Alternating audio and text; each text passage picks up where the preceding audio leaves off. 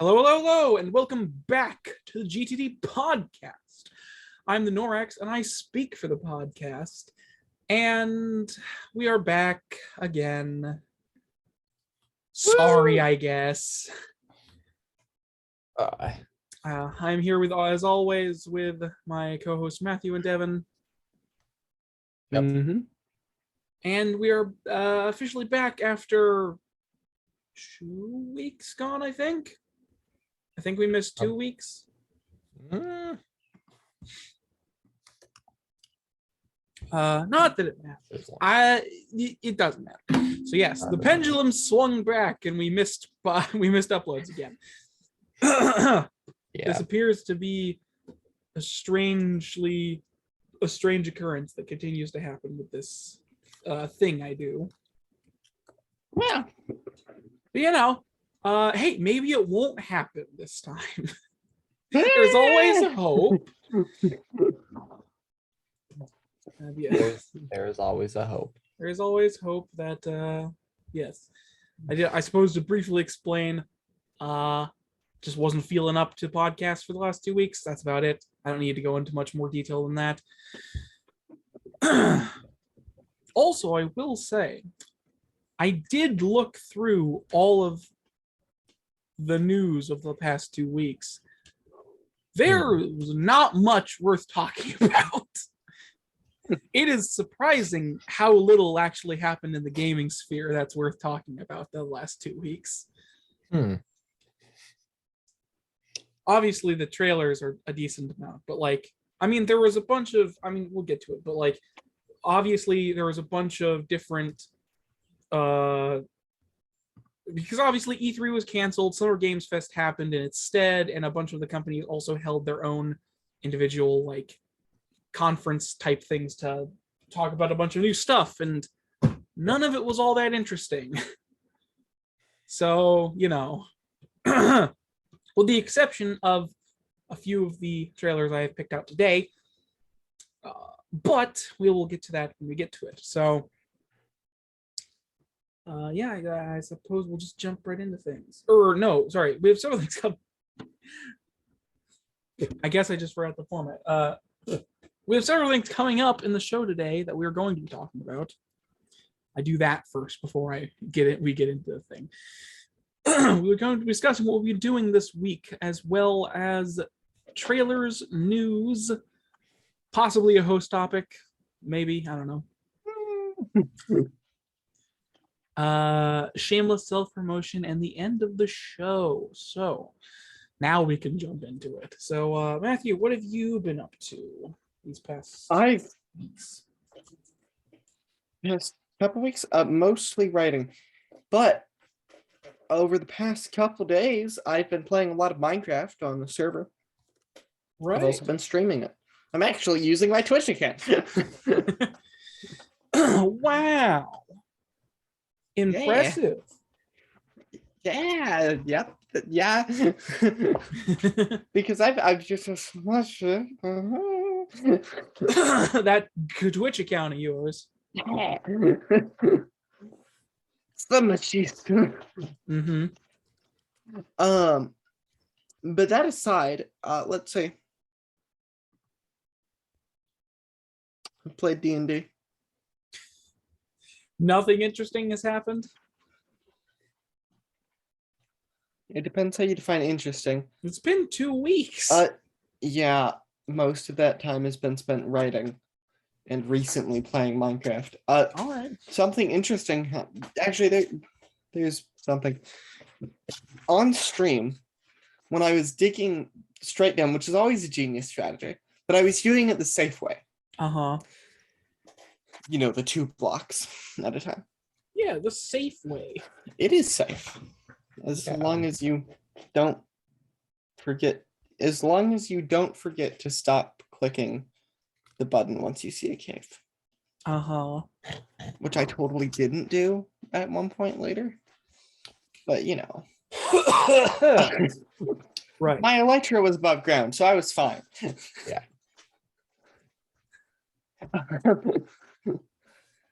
But good for you. Silly Elytra. I was finding something.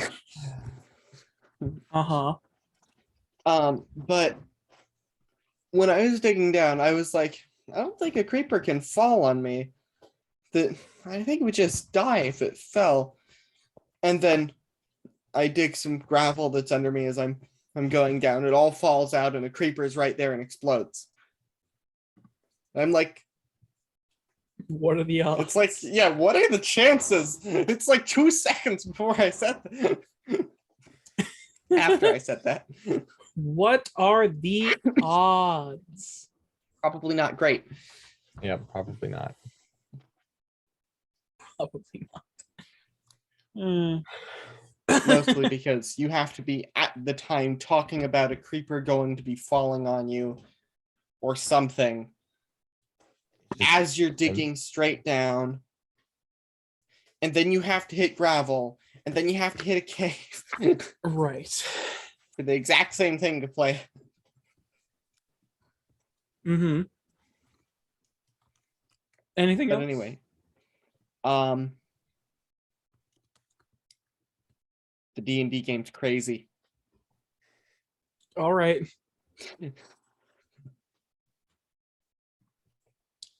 Good to know.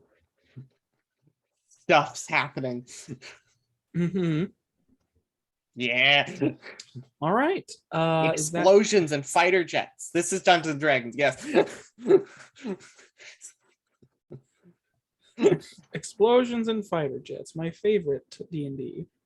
Yep. Explosions and fighter jets that are a lot weaker than they should be realistically, but it's less climactic if the players just get killed by the first shot from the gun. Mhm. Because the bullet's like this big, I think. Something like that. It's a 30 millimeter by technical standards. Which is like, yeah, that would kill most people if it hit them, but that's boring. Uh-huh.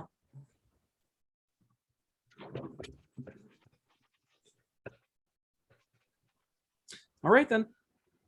Yep. Is that it then? Yeah. All right. Devin, what about you then? I've been cleaning my room. I see.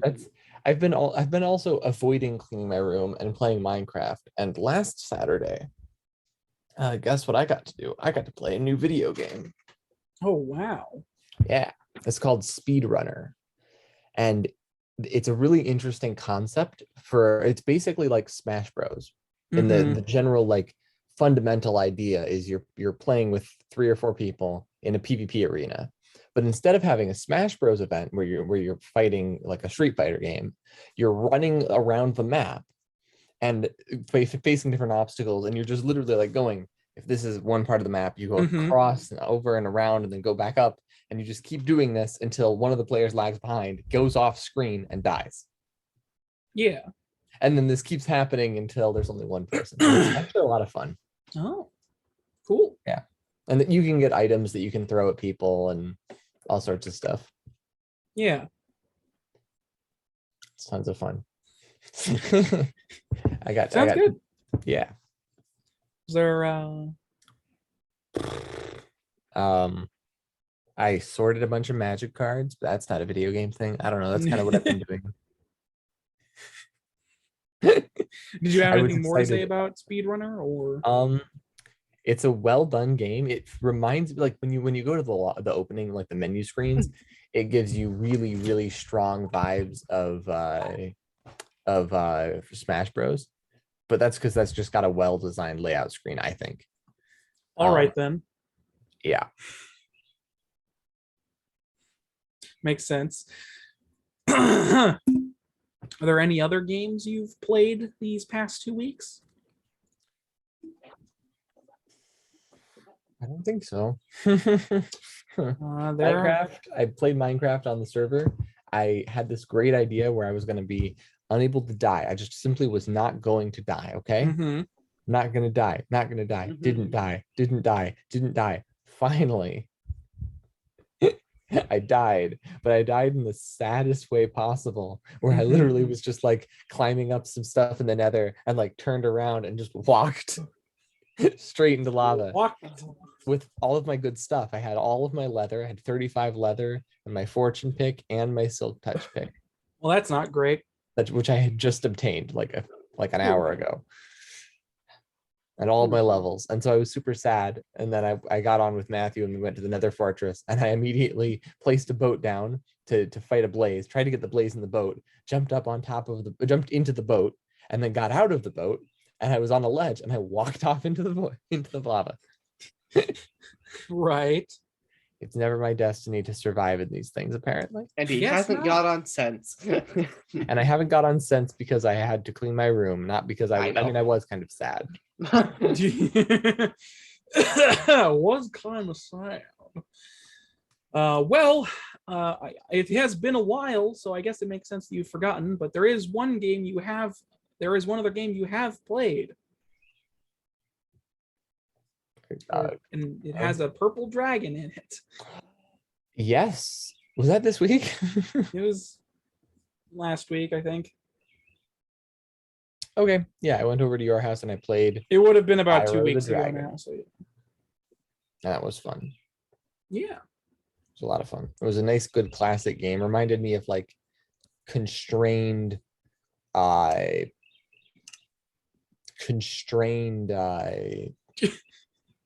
that game, Breath of the Wild.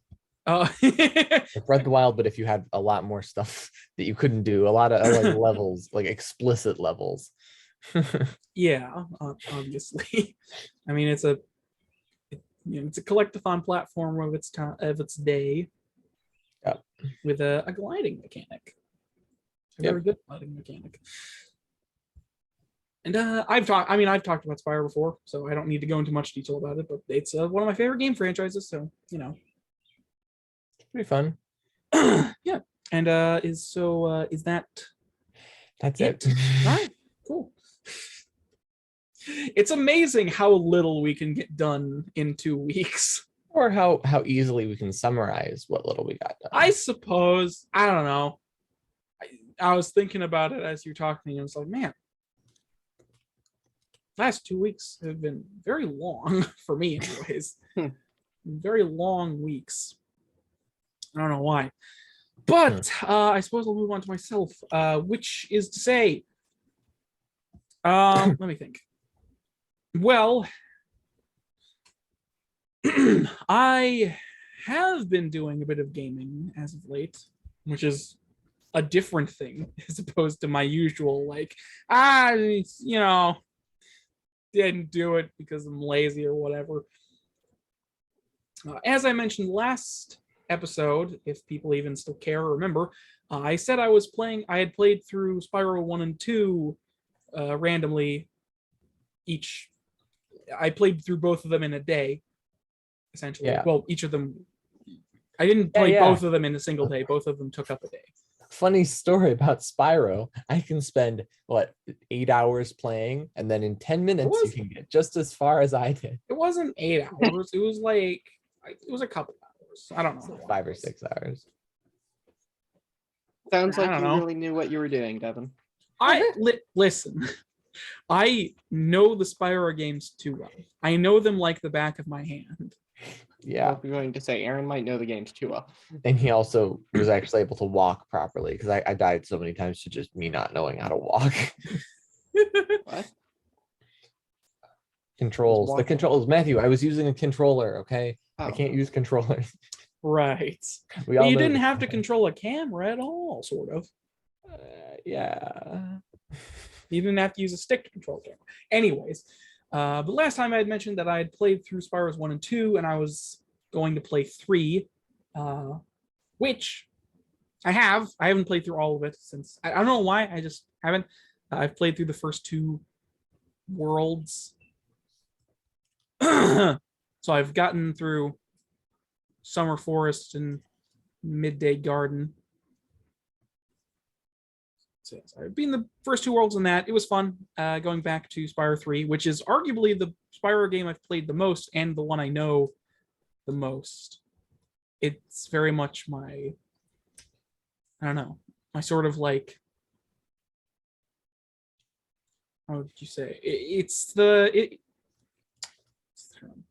I don't know. It's just a fun time.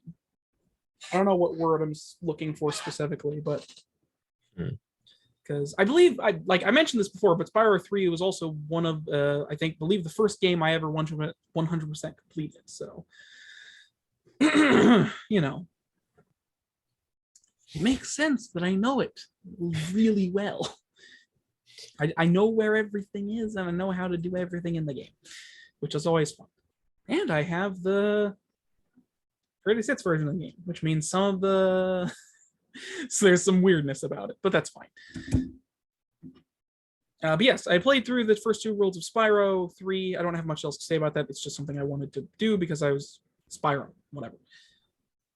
Moving on from that, I didn't really play any other games aside from randomly getting on to Minecraft again. I literally, I don't know what happened, but I think I spent like 3 days of I'm pretty sure I spent like 3 days purely on Minecraft. Wow. And I didn't do anything else. And now you need to spend more time, but not that much. I'm not entirely sure what happened. Something came over me and I was just compelled to play a shit ton of Minecraft. Which I have, and I've built way too much with the time I've spent on it. Yes, continue. Continue. You don't need time. You don't need time. Okay, maybe don't like play for 72 hours straight. Do sleep, but still. Yeah. I don't know. I literally spent so much time. But yeah. Other than that, I haven't done much else. Going into detail about what I built on Minecraft would be boring, but you know, isn't really happening. And take a while. Yes. I mean, I still like Minecraft. I haven't played that much Minecraft in a while though. Like genuinely, the last time I played that much Minecraft would have literally been like several years ago. Yeah. Yeah, eyes. Yes. But yeah, Minecraft. Sort of got re-addicted to it, I guess. Fun. And yeah, that's about it for me. Other than that, I haven't done too much else. Like I said, it's kind of feeling meh, which is why they didn't do the podcast. So, you know, too much Minecraft. It's been kind of long weeks, and my sleeping habits have not been the best. So that's it for me, which means we can move on to trailers, I presume, unless either of you have something else to talk about. Nope. All right. Nope. So some of the major things. The only major things in terms of news that happened in the last 2 weeks that we majorly missed, well, aside from a lot of stuff, but what I mean is that like most of these things have come out within the last week, with the exception of our first thing, which is Pokemon Scarlet and Violet. This trailer came out. This trailer came out like 2 weeks ago, pretty much. Literally the 1st of June. Okay. No, Jesus, I don't know. Regardless, we're going to talk about it because Pokemon. I don't know. Yeah. Everybody's already done their own. People have been talking about this for like ever since it was first looked at. So it's an MMO. Anyways, the second official trailer for Pokemon Scarlet and Pokemon Violet has dropped on June 1st, and the the professors have been revealed. The professors have been revealed, as well as I don't know if too much gameplay has been revealed. It's been revealed that you can play with other people. Yes, that did happen. There's a multiplayer aspect. Pokemon following you on the open field is now back as an official feature, which is not a feature that existed in Pokemon since Pokemon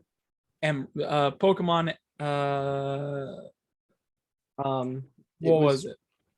There was Let's Go Eevee and but that was just wasn't that just your partner Pokemon? No. Was it all of them? I don't know. Yeah, I didn't keep up with that one. But yes, Pokemon Scarlet and Pokemon Violet. It still seems, well, I don't know. I like the legendaries. Oh yeah, we'll get to those in a second. I suppose it appears that they are taking a lot from Legends Arceus in terms of world design, at the very least. It seems much more open world, possibly, with your character being able to roam about on the open field with Pokemon, and you might be able to a lot of the mechanics from Legends Arceus look like they might be ported over as well, like just being able to catch Pokemon on the field by sneaking up to them. That would be cool. I liked that mechanic. Yeah, it was a fun mechanic. The turn-based battle system is back in full swing, as is the case with every major Pokemon game. The turn-based battle system is never going to go away. Sadly, no. They haven't showed off any unique or special mechanics, so it's probably just the standard battling system that all of the games have had at this point. Probably. Obviously, there's a lot of character customization options just from the different trainer looks that are in the trailer. Also, some form of world trade is back as well. You know, like what is it called? Wonder Trading. Trade? What? Wonder Trade? Yeah, some form of wonder trade is also back, it appears, so you can just trade across the online randomly, it seems. Then I don't think too many new Pokemon have been revealed in the trailer. There probably a lot of leaks and stuff, but you know. Well, there's Lechonk. But yes, and obviously the game itself, Pokemon Scarlet and Violet, is sort of based on Spain, so you know. Also, both of the professors are not named after trees. Really? It's Professor Sada and Professor. There are two professors, one for each game. There's Professor Sada and Professor Turo. I don't believe those are trees, so that's a step in a different direction. Also, the internet has been going crazy about the female professor. I just want to point that out. They've been going fucking insane. Pokemon Scarlet. No, it looks like Sada is a real tree type. Is it? I don't know. Regardless, yeah, Sada tree is a tree in Spain. The internet has kind of been going insane about the new professors, especially the female professor. Of course. who has this weird, like, it doesn't show well in the trailer, but if you've seen her full like concept art and like full body pictures, she's like, she has like I'm seeing it, just wearing like a weird, like a caveman outfit. Yeah, like seems odd for a professor, but still. Yeah, and then there's Professor Turo, who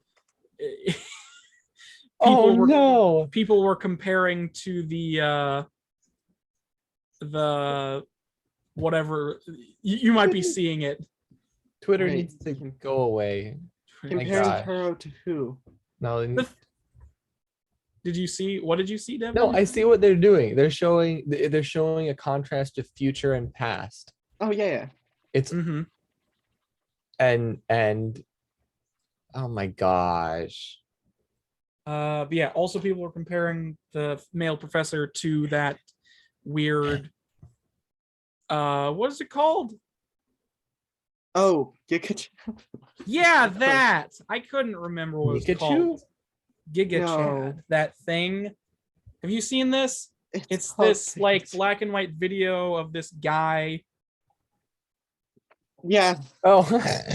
that, yeah, people were comparing it to that as well. Anyways, I don't have too much else to say. I don't have a lot to say about Pokemon Scarlet and Violet.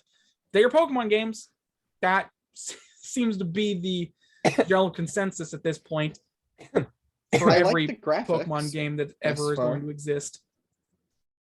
As far as I'm aware, I could be wrong, but as far as I'm aware, none of the evolutions of the starters have been revealed as of yet. I don't believe so. Also, there's this weird thing. Maybe it's just how the trailer is edited, but it kind of looks like.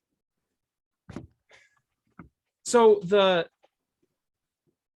there's a line early in the trailer from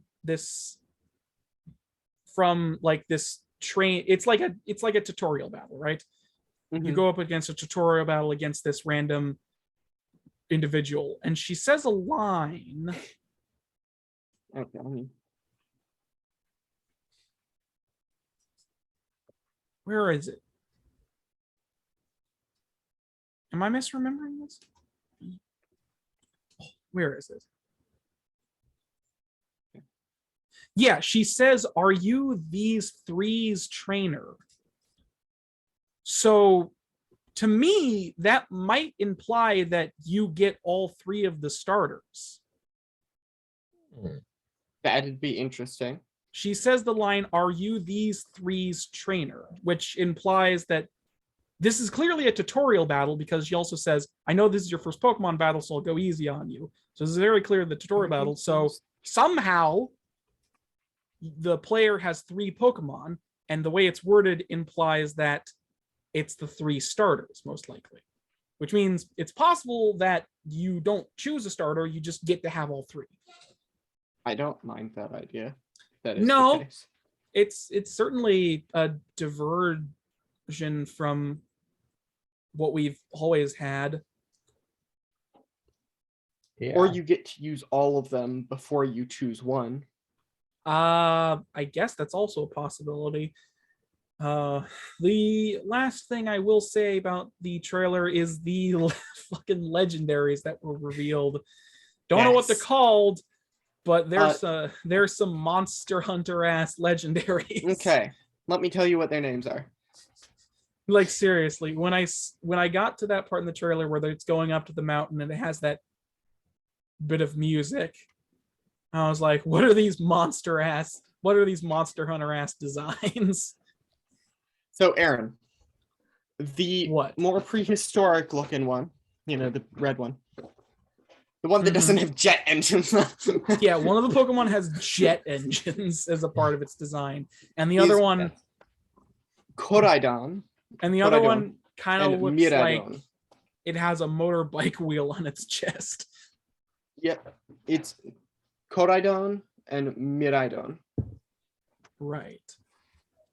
And Mirai literally just means future, so I don't think these names are super subtle. No, definitely not. Yeah.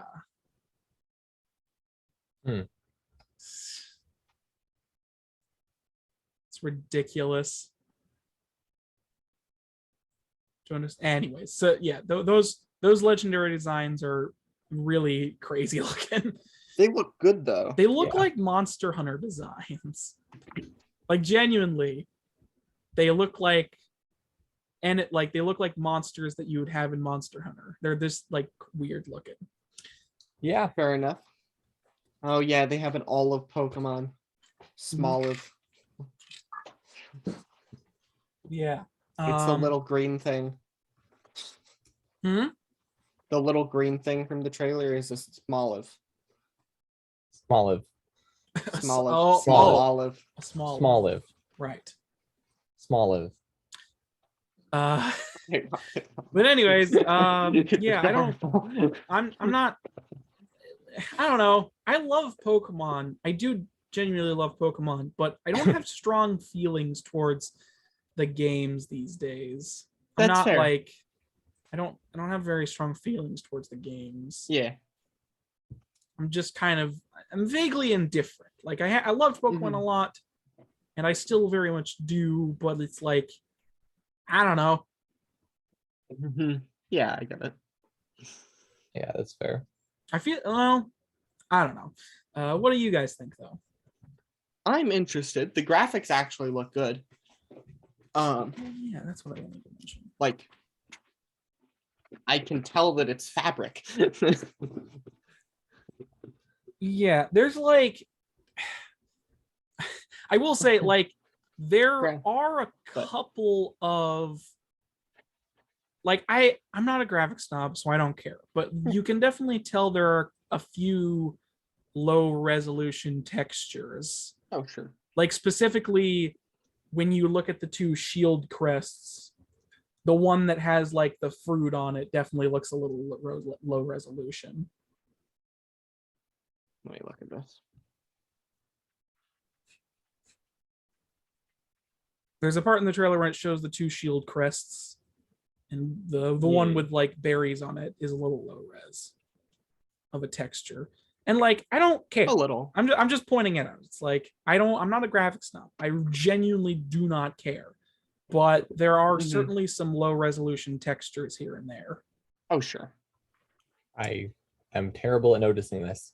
I did notice also, it in Spyro, but that's just because Spyro is that old. I can actually see. Spyro is a what? It's like 60. No, I don't remember how many bits. It's like it's low poly in general because it's an old game. Yeah. Well, that's what it takes for you to recognize it's low resolution. Yes. Yeah. Also, the technology is incredible. Guy is still a character. You know what I'm talking about. What? The character that transcends all games. They're that big guy who's at the start of every game and is like, technology is incredible. In the first game, he's like, technology is incredible. You can store and recall items from Pokemon based on your PC. It's like the power of science is amazing. You can connect with your friends. Anyway, there's always this character that's like, science is incredible, or technology is incredible. And he's at the start of it like every game. Anyways, it's very strange. Anyways, continue on with your points and opinions, I suppose. I like the Pokemon designs, all of them. I see. And Lechonk is just funny.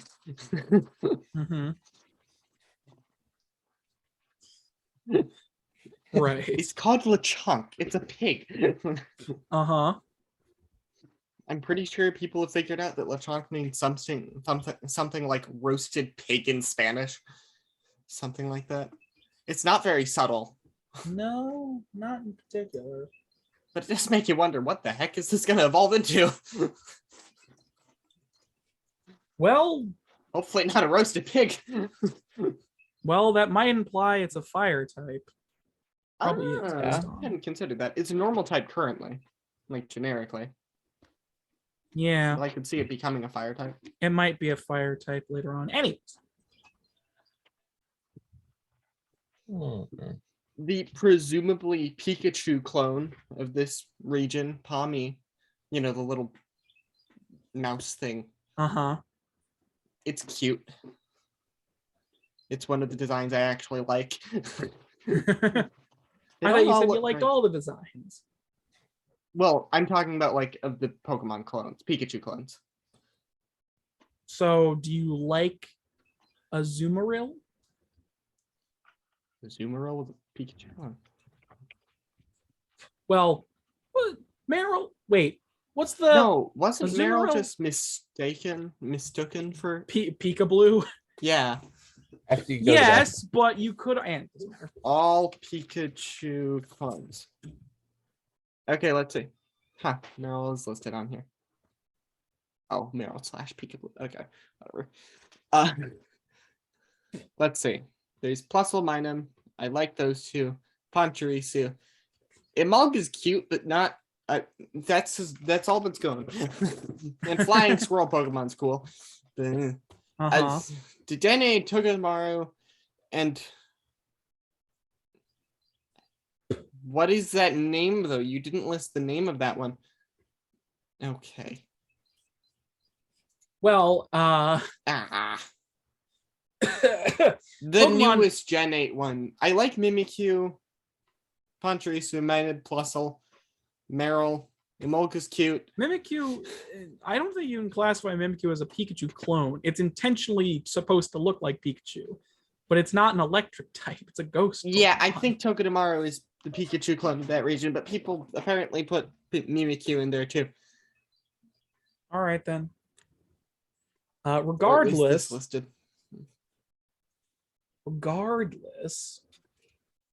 like I said, I don't. Do you have anything else to say and/or I don't opinions, think so. Matthew? I don't think so. What about you, Devin? What else you got for this? I saw the trailer already a while ago. Uh-huh. I think it looks good. I'm not actually interested in new Pokemon games, but as far as like new Pokemon games go, it looks good. They still don't have voice acting. No, that's a deliberate choice, though. Yeah, I think Pokemon's never gonna have voice acting because they Probably just don't not. want to. But I don't know. It seems fine. It's good. I mean, the graphics are actually, at least if the graphics are actually the graphics, like the battle graphics, then they've upgraded the graphics significantly from the Mhm. last few games. Mm-hmm. So They better I'm be. happy. Yeah. No, what they're actually doing is they make all this really, really nice looking stuff, and then once you go beyond a certain point in the game, everything just goes down super low resolution. Down to like Spyro original No, for some reason. no. What I mean is like they actually put effort into the backgrounds. It looks like that kind of thing. Yeah, I get you. All right then. I think that wraps up Pokemon Scarlet and Violet in that case, because like I said, I'm kind of with you, Devin. It's fine. Yeah. It's fine in this regard. Like, I don't have a lot to say about it. I'm sure there's a lot of people that are either very angry or very happy that it exists, because that's just the Pokemon fan base. But me, I'm kind of indifferent. I might get more interested depending on what else is revealed. I'm still in the phase of like, I still don't know a lot about this. Once I know more about it, I'll be able to form a better opinion. So, but hey, that was several weeks old at this point, but we talked about it anyways, blah, blah. Moving on. Next up, apparently the way I put these, whatever. Next up, there was during the, let's see, I believe it was during the Microsoft, hold on. I believe it was during either the Microsoft and Bethesda showcase or possibly Summer Games Fest. A new Minecraft type game was revealed. And by Minecraft type game, I mean Minecraft Legends. You've not seen this. A new game by Mojang called Minecraft Legends. Minecraft Legends is a voxel, because of course it is. No, it is a voxel. Where was it? It is a voxel sort of action RTS, which is real-time strategy for those who don't know. That takes place. Well, it's in the Minecraft world and it has all the Minecraft stuff to it. Apparently the piglins are the evil people. in this game. There's very little gameplay in this trailer at all. Most of it is just cinematic stuff. But if you skip to the end, near the end, you'll actually see the pre-release gameplay footage. So Gives me Lego Universe vibes. Like I said, we don't know too much about the game. There was what was it called? Where did I put it?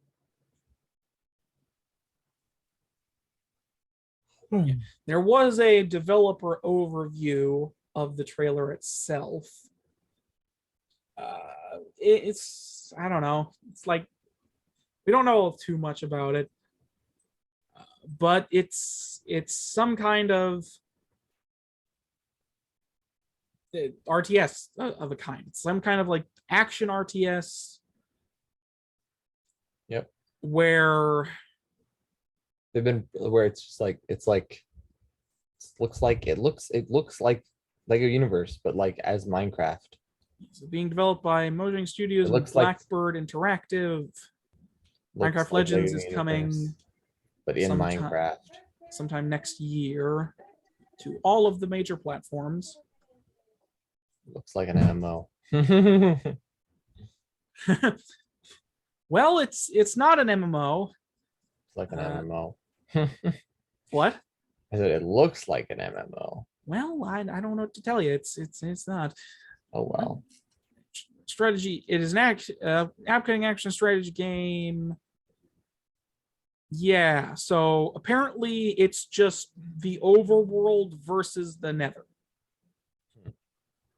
which includes, for some reason, zombies on your side. So the whole sort of point of the game appears to be, I don't know if it'll have individual levels or if it's more of an open world type thing. Open world type thing would make more sense considering Minecraft as a game, but I don't know. Individual levels would work better for an RTS or an action strategy game. So,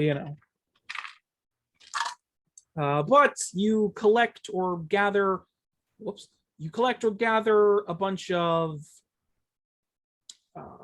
what are they called?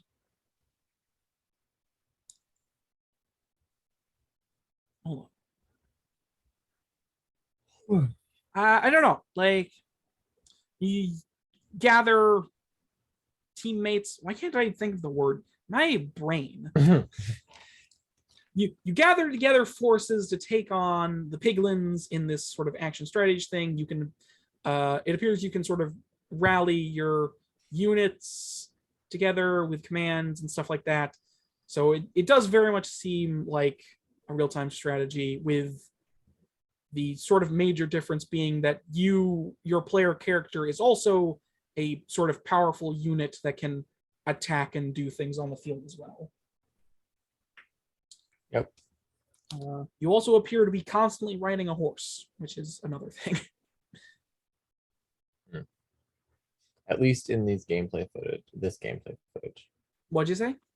I said at least in this gameplay footage. Yes. The very small amount of gameplay footage we have. Yeah. Very, very small amount. Yes. I don't know. I guess it looks visually appealing.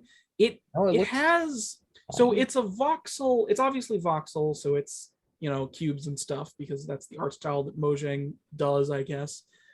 I don't do nothing else. But it also has this sort of cell shading on it. Like, you can see that there is these thick lines around a lot of stuff, It has this sort of like thick cell shading on everything, which looks fine. I mean, I don't know. I guess I don't have a lot of major opinions about this.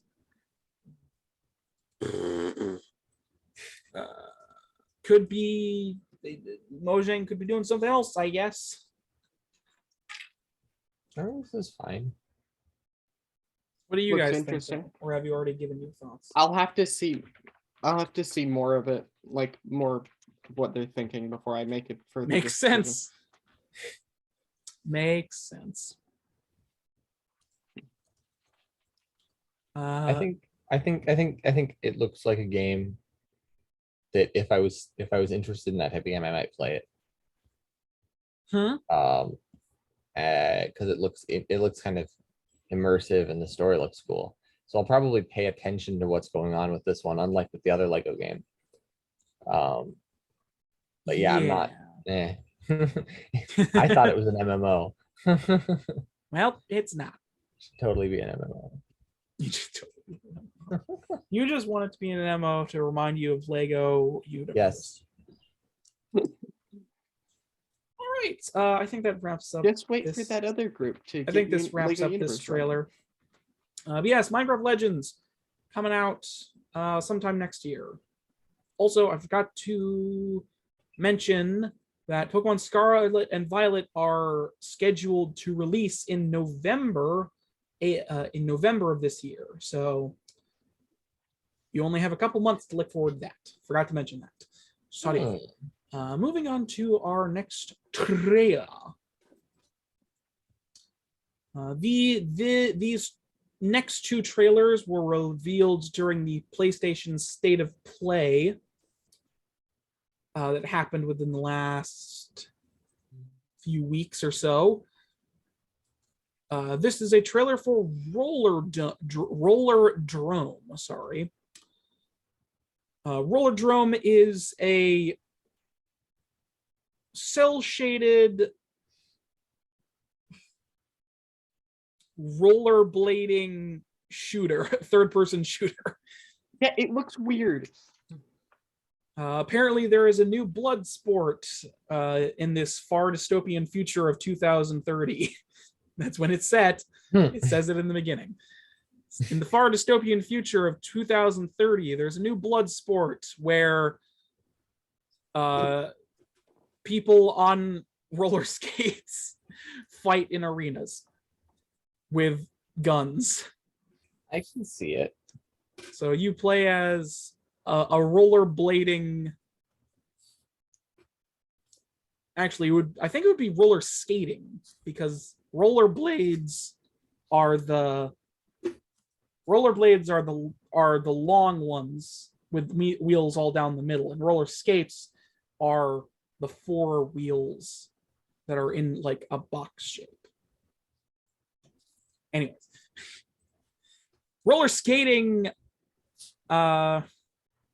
sort of, I don't know, I lost my train of thought because I got distracted by roller skates and rollerblades. Anyways, it has many interesting mechanics, and I hate it when I catch myself saying something dumb, because you're just like, man, why did I say that? That doesn't help the situation. It has many interesting mechanics. Like, thanks for letting us know. That's really useful. It looks like a very terrible game for me to ever play, because I'll get driven crazy by how difficult the mechanics are. But it also looks like a game that people who've like been bored with like normal shooters will be like, yes, a PvP, or maybe not PvP, but like a shooter game with like run with this special new movement mechanic. Finally, a game that's cool. Finally, a game that's cool. Yeah, it appears to be only player versus enemy. It doesn't look like there's any multiplayer features. PvP super at least hot. from the trailer. Just imagine that. PvP super hot. That would be ridiculous. This game make a PvP rollerblade shooter, then make PvP super hot. Exactly. But also, this is from the developers Roll 7. Yes, sorry. I was putting myself down because of what I said, and I got distracted from what I was actually trying to say, which is to say, simple fact of this game reminds me a lot of, well,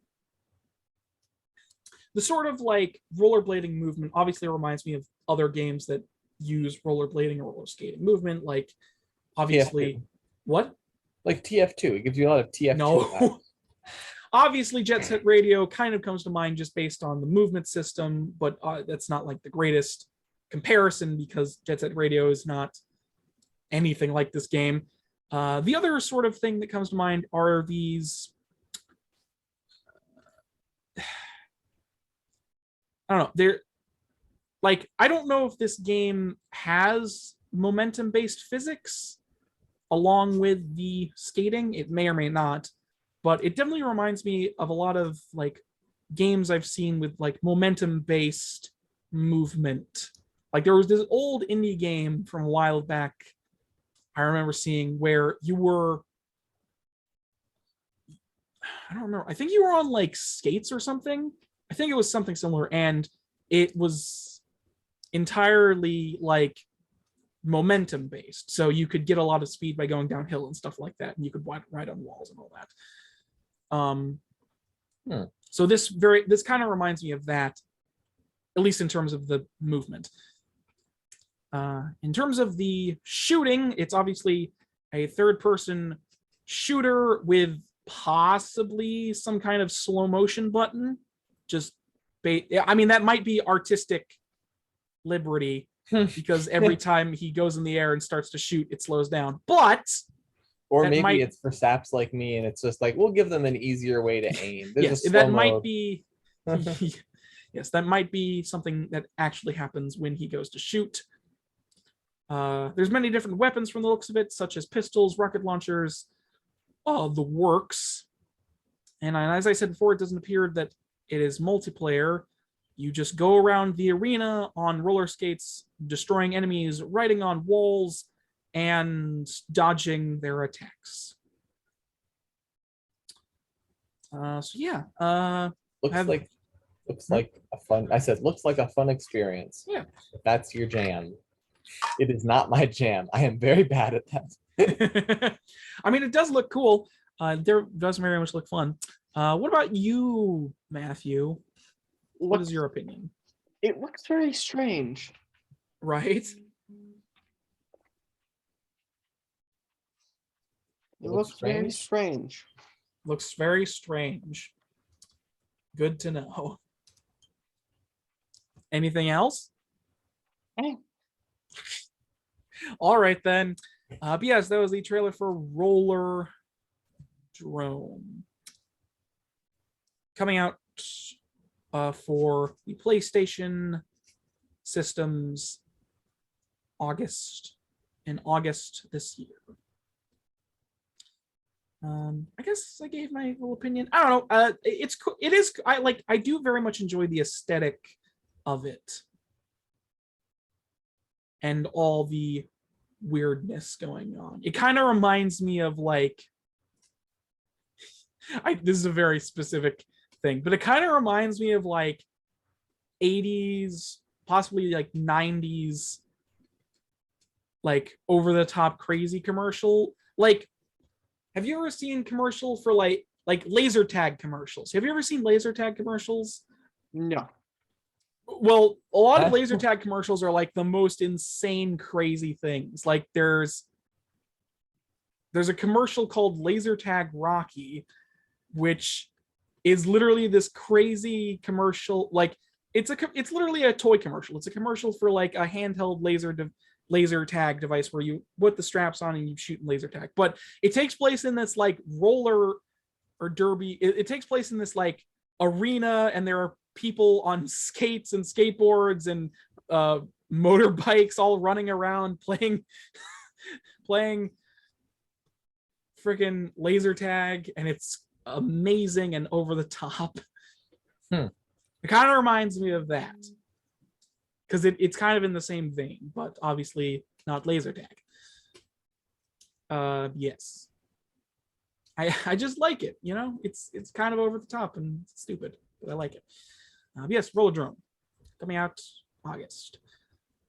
So let's move on to the next trailer, also released, also shown during the PlayStation State of Play.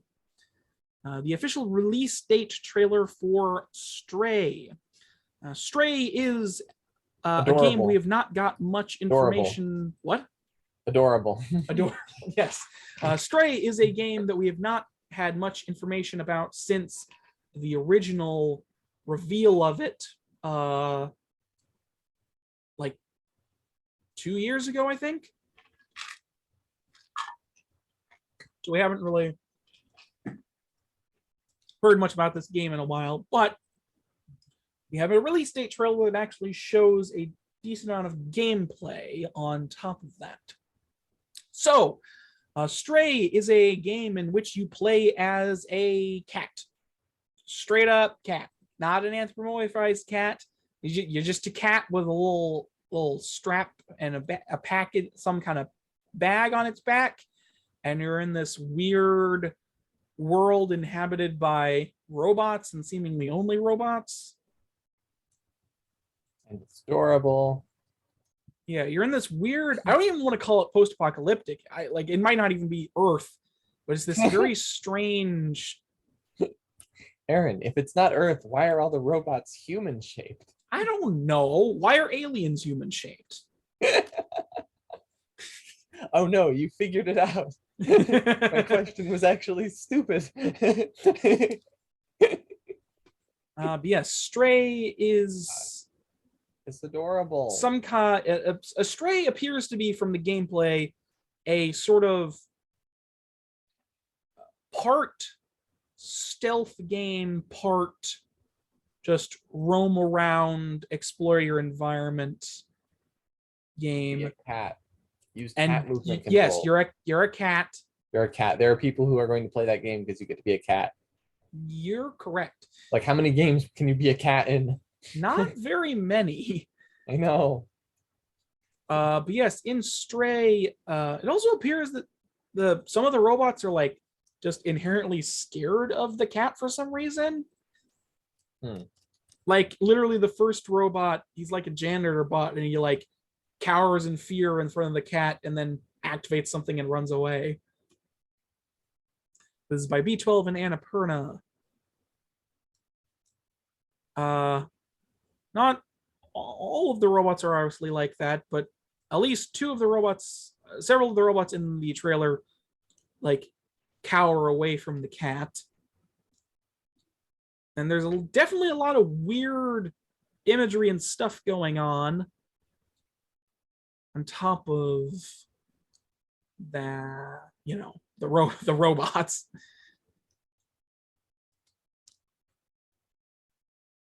I don't know. I very much do enjoy the look of this game, and I was quite interested in it when I originally saw the reveal trailer. Depends on how much it costs. I might actually depends on how much it costs and It when looks if I have adorable. time between building my massive mega project. I am totally down for playing this game. Well, I have some unfortunate news for you, Devin. As of right now, it is exclusive to the PS5 and PS4. No, my dreams of being a cat. It's very unfortunate because it releases July 19th, which is literally next month. Oh well. So yes, Stray. I don't know. What do you two think? I think it's amazing. I like want to it. be a cat. I want to know But how they did the cat controls. Like I'm actually really curious, like how well the cat controls and how you like what difference is it? Clearly there's a difference between playing as a cat and playing as a person because you have different level of mobility. But I want to know how well they were able to reflect that. Yeah. In the game, because if they were able to reflect it really well, that's amazing. Yeah. I agree. I think it looks really interesting, but I am also not going to spend a bunch of money just to buy a PS4. That's just because neither of you have PS4s. I know. If you buy me a PS4, I'll let you play it. That's a joke. Aaron, you have a PS2 and a PS3 and a PS whatever the other one That was. sounds expensive, Aaron. You don't need any more PSs. Yes, I do. What are you gonna do? Play games on it? You can do that on the anything.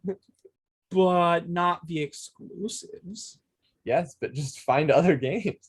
I don't know what you're talking about. I'm not quite sure I understand. Aaron, okay. It's like with women. You just find a woman who loves you. You don't have to go around finding the perfect new woman. That's how you end up lonely and alone. Very forever. strange analogy. You just have to find a one that you like and that works. You don't have to find the perfect one, because the one that you like and that works is I don't want the perfect one though. I just want all of them. You just want all of them. You're ruining the analogy. Man. You're turning this into polygamy. Yes. Is there? I don't think it works. Is there that something way. wrong with polygamy? Yes.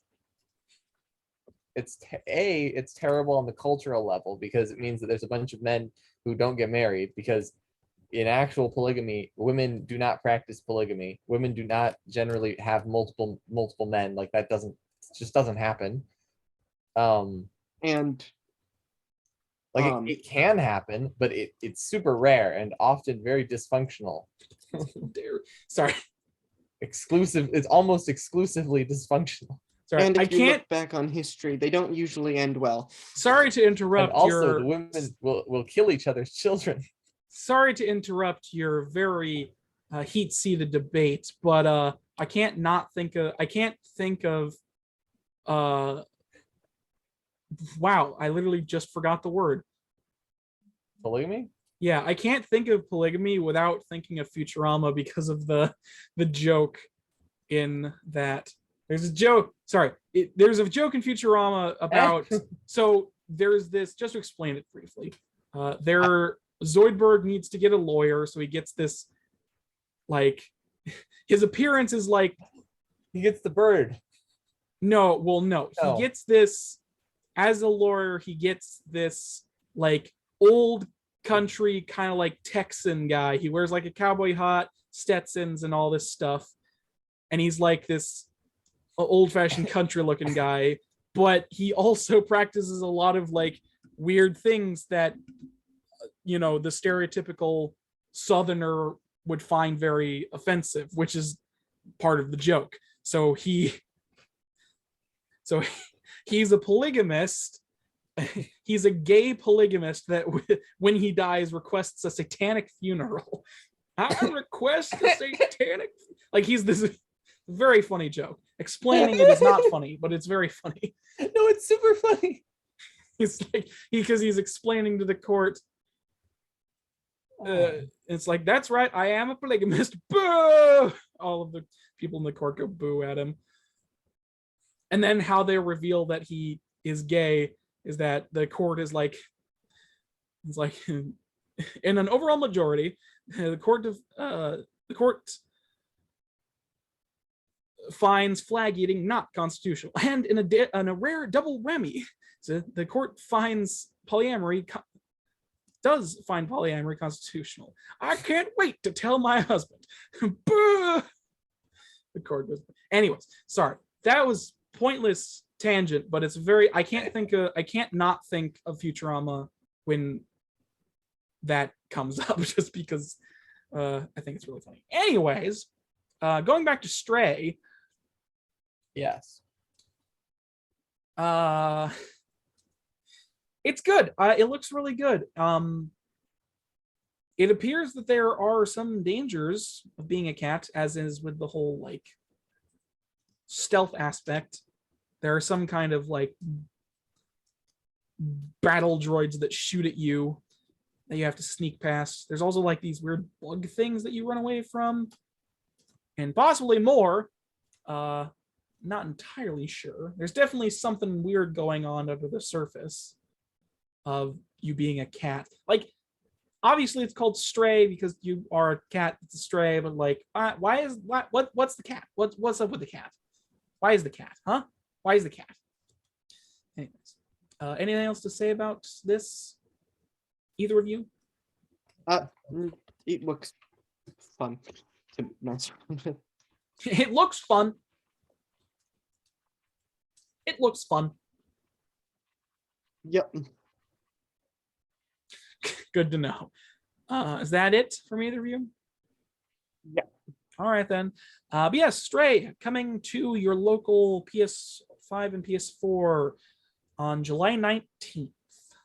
So for those of you who actually have a PS5, good for you. For everybody else who doesn't have a PS5, which is the majority of people, you get to play it on your PS4. Anyways, moving on to the last trailer we have for today. During the Devolver Digital Showcase, they showed off several things, including possibly some other trailers that we have looked at, but that isn't important. What is important is the trailer we're looking at, which is the trailer for The Plucky Squire. This genuinely got an ooh out of me when I was watching it. Oh, I see.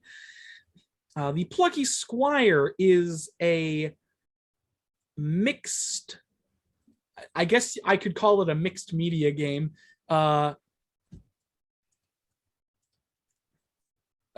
It is the Plucky Squire is a 2D and, get this, 3D adventuring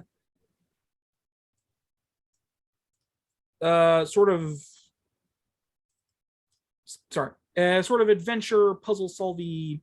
It's kind of reminds me of like old school Legend of Zelda, like the NES top-down ones, in terms of like the so you play as a storybook hero for what looks to be the first several parts of the game. You are literally playing in a storybook. Yep. It has this sort of colored texture. You're literally playing on a table in a children's storybook, and you're going across the pages, playing in it. And there, like, it even has like the crease in the middle for where the pages meet, and all that stuff. It's very good looking. It's this 2D top down.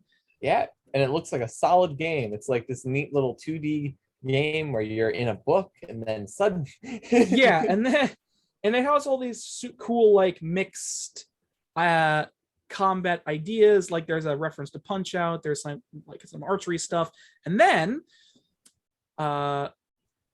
you escape from the book and are in they're in a large real world room in a 3D environment doing sort of the same gameplay stuff.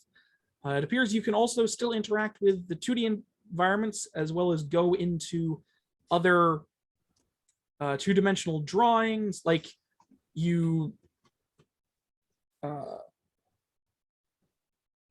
go onto like a cup with a desert print on it and you can actually go across it. You go onto like, some other stuff and you can still interact with a lot of the 2D objects and all that cool stuff. But you're in some kind of presumably child's playroom or something, just based on the aesthetic of the game. But yes, the Plucky Squire, a very, very cool mixture of 3D and 2D. Oh yeah, very like something I've not seen really anything do this before. It's very, very cool. It's a very unique idea. Yeah, I love it. I genuinely but it's not just that. It's like it's a new idea executed beautifully. Like Stunning. I was in the same page of you. I was like, oh man, you play as a storybook? That's like super fucking cool. And then it's like, wait a second. You escaped the storybook.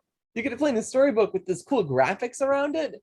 Cool. I wonder if you'll be able to interact somehow. Like if a person will come over and start writing on the book as one of the boss fights. And it's like, no, you. And then you leave the book and are now in a large 3D environment in the real world with all these real world objects to play around with and do puzzles with. It's very cool. It's very, very cool. It's genuinely such a unique idea. I've never really seen anything like this before. I freaking love it. But obviously, this is made possible by Devolver Digital and All Possible Futures, as well as is Annapurna part of this? Probably not. I don't know. They have their hands on a lot of indie titles nowadays. Regardless, anything thoughts, Devin and or Matthew? Devin's been kind of giving his thoughts, but Matthew hasn't said a thing. So I do not have thoughts other than what I've shared. All right. I could give more. I could give more thoughts, but Matthew, do you have thoughts? It looks interesting. You said that. Yep. You've received my thoughts. All right, then, Devin, make more thoughts.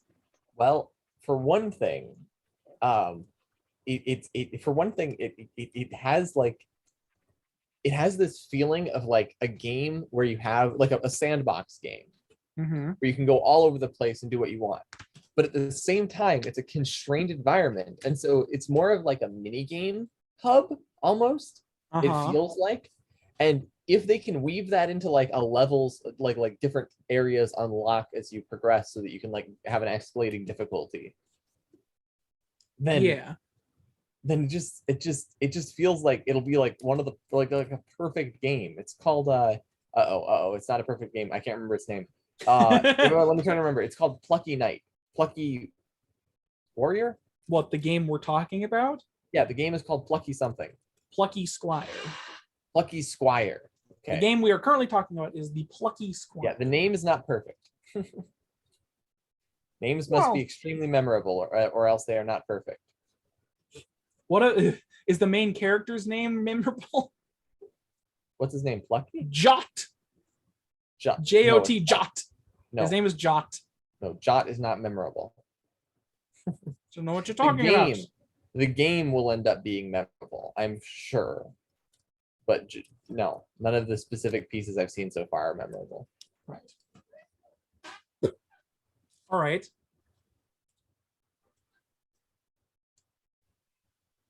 My cat. I think it'll end up being a very interesting game. Yeah.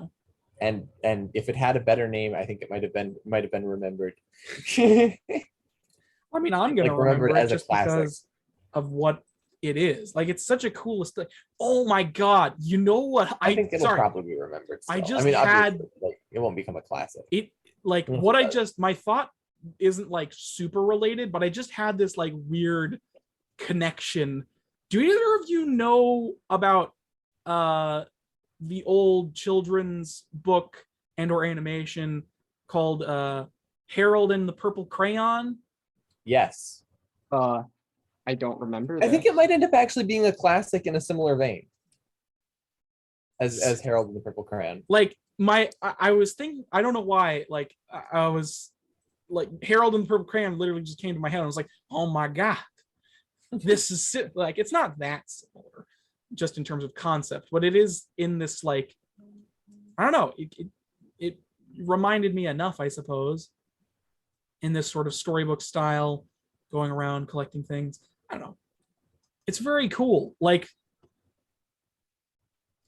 I don't like sorry, I genuinely love this concept so much. And I don't know why, I have such a soft spot for games that are in our real world and just do cool things with mundane objects. Like, I have such a soft spot for games that are in like our real world with our real world objects, but just play around with them in like what weird would you call ways. that, Aaron? Would you call that Mundo Punk?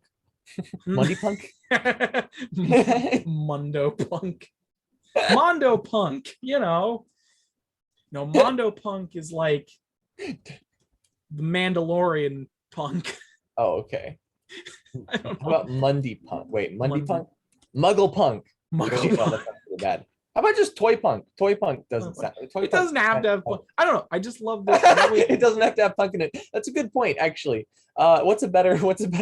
I gotta think of something that doesn't have punk. Folkcraft. No. Toycraft.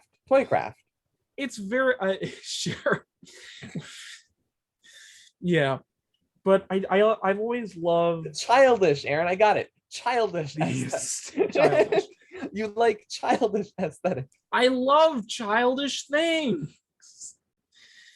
yeah, I've always loved that aesthetic and concept of like games who take real world objects and mundane items and just do weird stuff with them. You know, like the game. Oh God, what was it called? We've talked about it on the podcast. Something 2. It was a. Oh man, that's gonna annoy me. What was it called? Something 2. Two of us. Frick, what was it called? It. I'm not gonna freaking remember it. It was a game. God, I'm so useless. Basically, it was a game where it was a co-op game specifically designed for co-op, where you played as like a wife and husband that got like transformed into these little toy character dolls, and you ran around the house and did a bunch of weird stuff and with a bunch of mundane items. Like it used mundane items for a lot of cool weird stuff. I remember that game exists, but I don't remember. It Takes Two. There we go. It Takes Two. It's called. And I remember that game having like drama at the beginning, where it's like, oh, these two are they're like grouching at each other and stuff, and then they realize that they need each other because. Yeah, it's a story about a wife and husband basically solving their marital issues through wacky weirdness. And it has a lot of cool stuff in regards to that, like a vacuum cleaner is one of the bosses. I think I remember this. In that claim. Anyways, coming back to the Plucky Squire, it kind of reminds me of that in terms of like, you know, the real world items being used in weird and unique ways. But I've always loved that idea. I've always had a soft spot for it. I've probably said that more than enough to get the point across, but you know. There's also a large variety of gameplay styles from the looks of it as well. Like you have your standard like move around, hit things with your sword gameplay, very much in the style of like old school Legend of Zelda. You know, you just run around, solve puzzles, hit things with your sword, or you can carry things. And then there's like these mini game and or other gameplay styles. Like there's this boss fight with a honey badger where you're in like this punch out styled boxing game. Then there's like this weird. I think for people who have played a lot of games, this will be like just an amazing experience. Yeah. Like people like you. People like me who spend too much time playing games. For people like me, it will be a slightly confused experience because I won't get the references. Yeah, I suppose. Yeah, there's like this archery minigame boss. There's also what shows to be like a side-scrolling shooter, or like side-scrolling bullet hell shooter on one of the things. You also get some kind of jetpack at some point, which is cool. Yeah, the Plucky Squire. It looks genuinely very fantastic. I love the concept of it. I love everything about it. I genuinely really, really enjoy the aesthetic and stuff behind it. But we will have to wait quite a while for this to come out, as it is slated for next year. So we will have to wait a while. However, I have some good news for anybody who is interested. It's coming out on all your local consoles and PC. So if you haven't PC, really, again? Well, it might. PC usually just, I don't know if it's coming to Mac, man. It's coming to Steam, most likely. PC usually means it's coming to Steam and or its own personal store. Yeah, but Steam doesn't even mean I can play it. Well, I don't know, man. You got a year. Anyways, but yes, I mean, it's coming to the Switch too. If you wanted to, steal a Switch.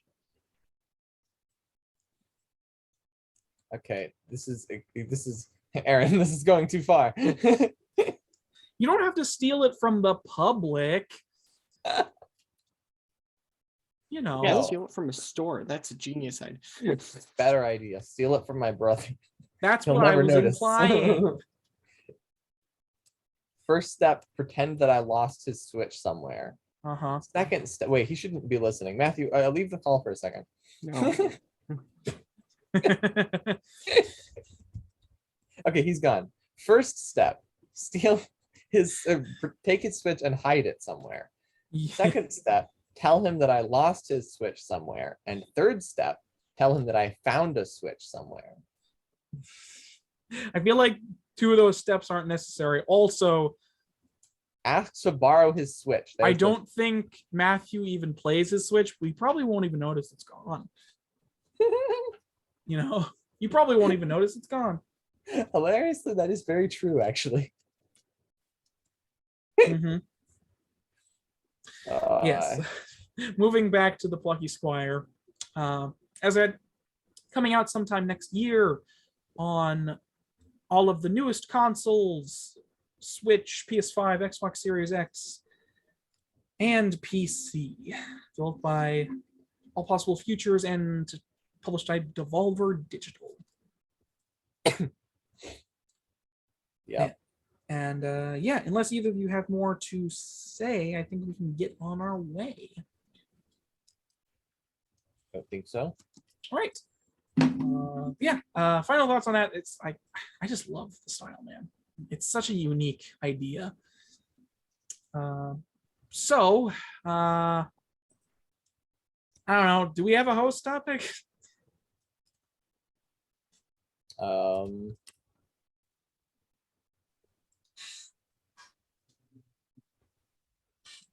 Do we have a host topic, or can we just go on to news? I could make something up. All right, we'll just go on to news. All right. I probably should have some ready slated. I don't know. I didn't think about a lot of stuff this week. I didn't have anything on the table. And when I was looking through news for the podcast, I wasn't interested in most of it. So, okay, I got one. What do we think is the most ambitious thing in gaming? Like that's ever been accomplished? Do we think it was the purchasing of the $50 million purchased in-game purchase that someone bought? Do we think it was the what do we think it was? I'm gonna be perfectly honest. My first thought, my very cynical brain, my first thought was like making a completed game. Making a game, releasing it, and it being a one and done thing. That was my first thought. I mean, like, I don't know. The gaming industry is pretty young in all things considered. It's like, what, 50 or so years old? It's not that old. No, it's pretty young. I mean, gaming essentially started in like the late 70s with Wow.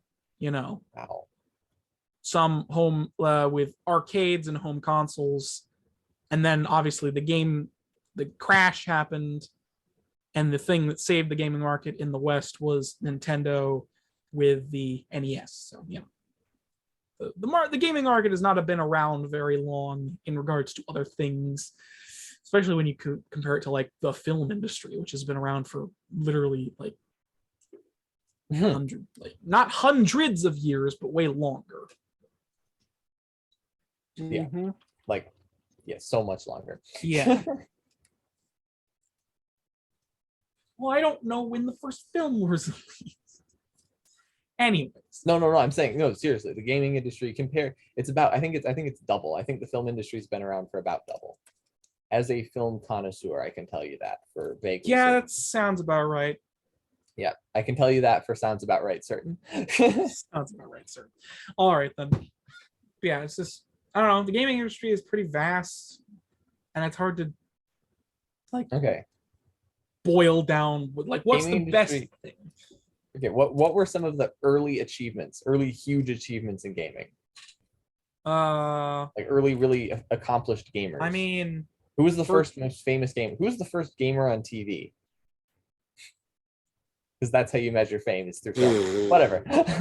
I don't know, man. Okay, what was the first gaming magazine?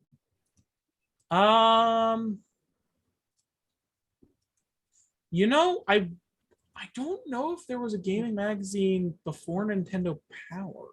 Could be wrong. But Nintendo Power was one of the major ones originally. There was obviously like, thinking about it, well, there might have been. I don't know. Gaming in its infancy is very interesting because there was a lot of, I mean, well, it was basically like new technology at the time. So there's a lot of just like weird stuff going on. Obviously, the first arcade machine being a great accomplishment. Pong, the very first arcade game. What? Yeah, we're still Oh, on. yeah. What time is I it? was telling Mom. Pong, the very first arcade machine that sold. Yeah, Pong.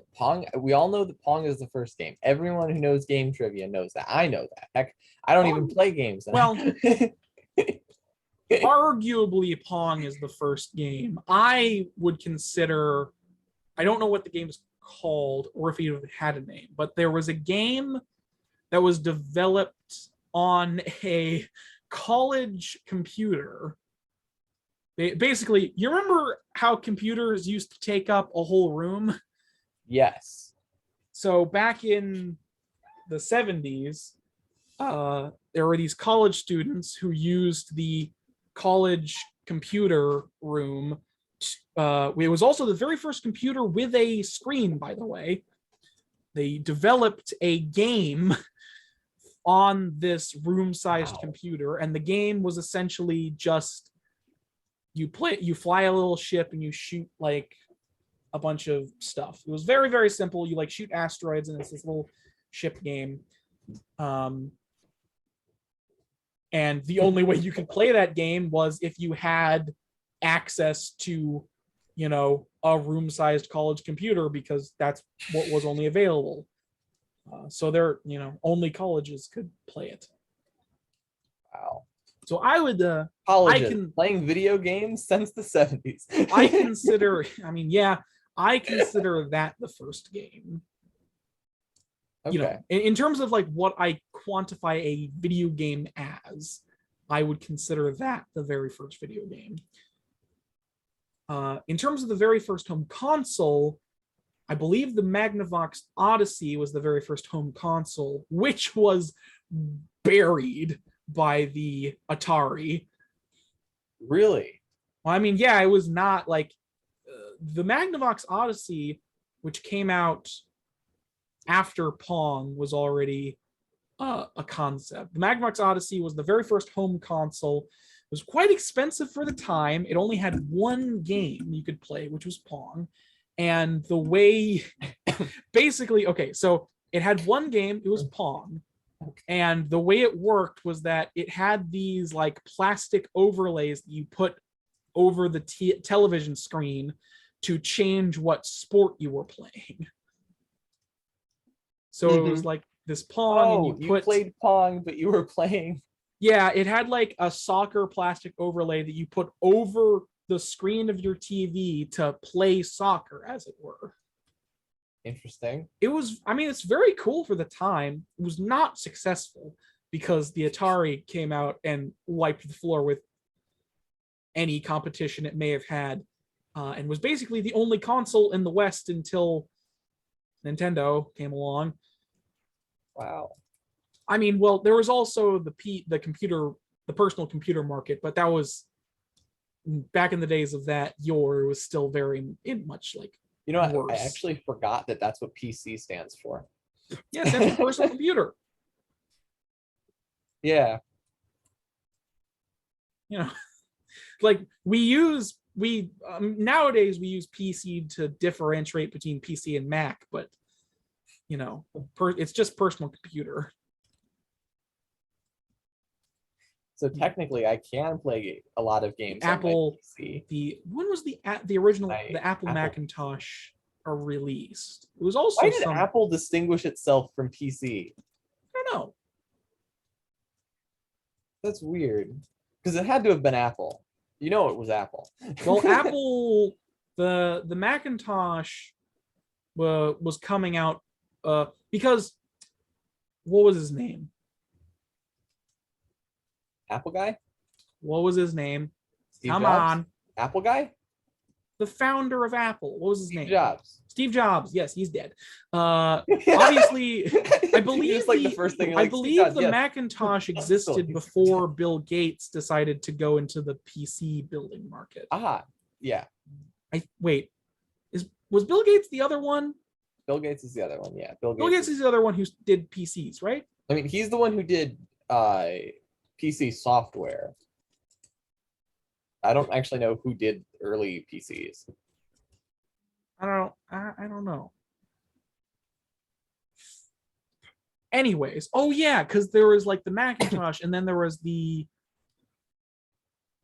trying to remember the names of old computers. This is entirely a tangent and has nothing to do. I am just going on a tangent.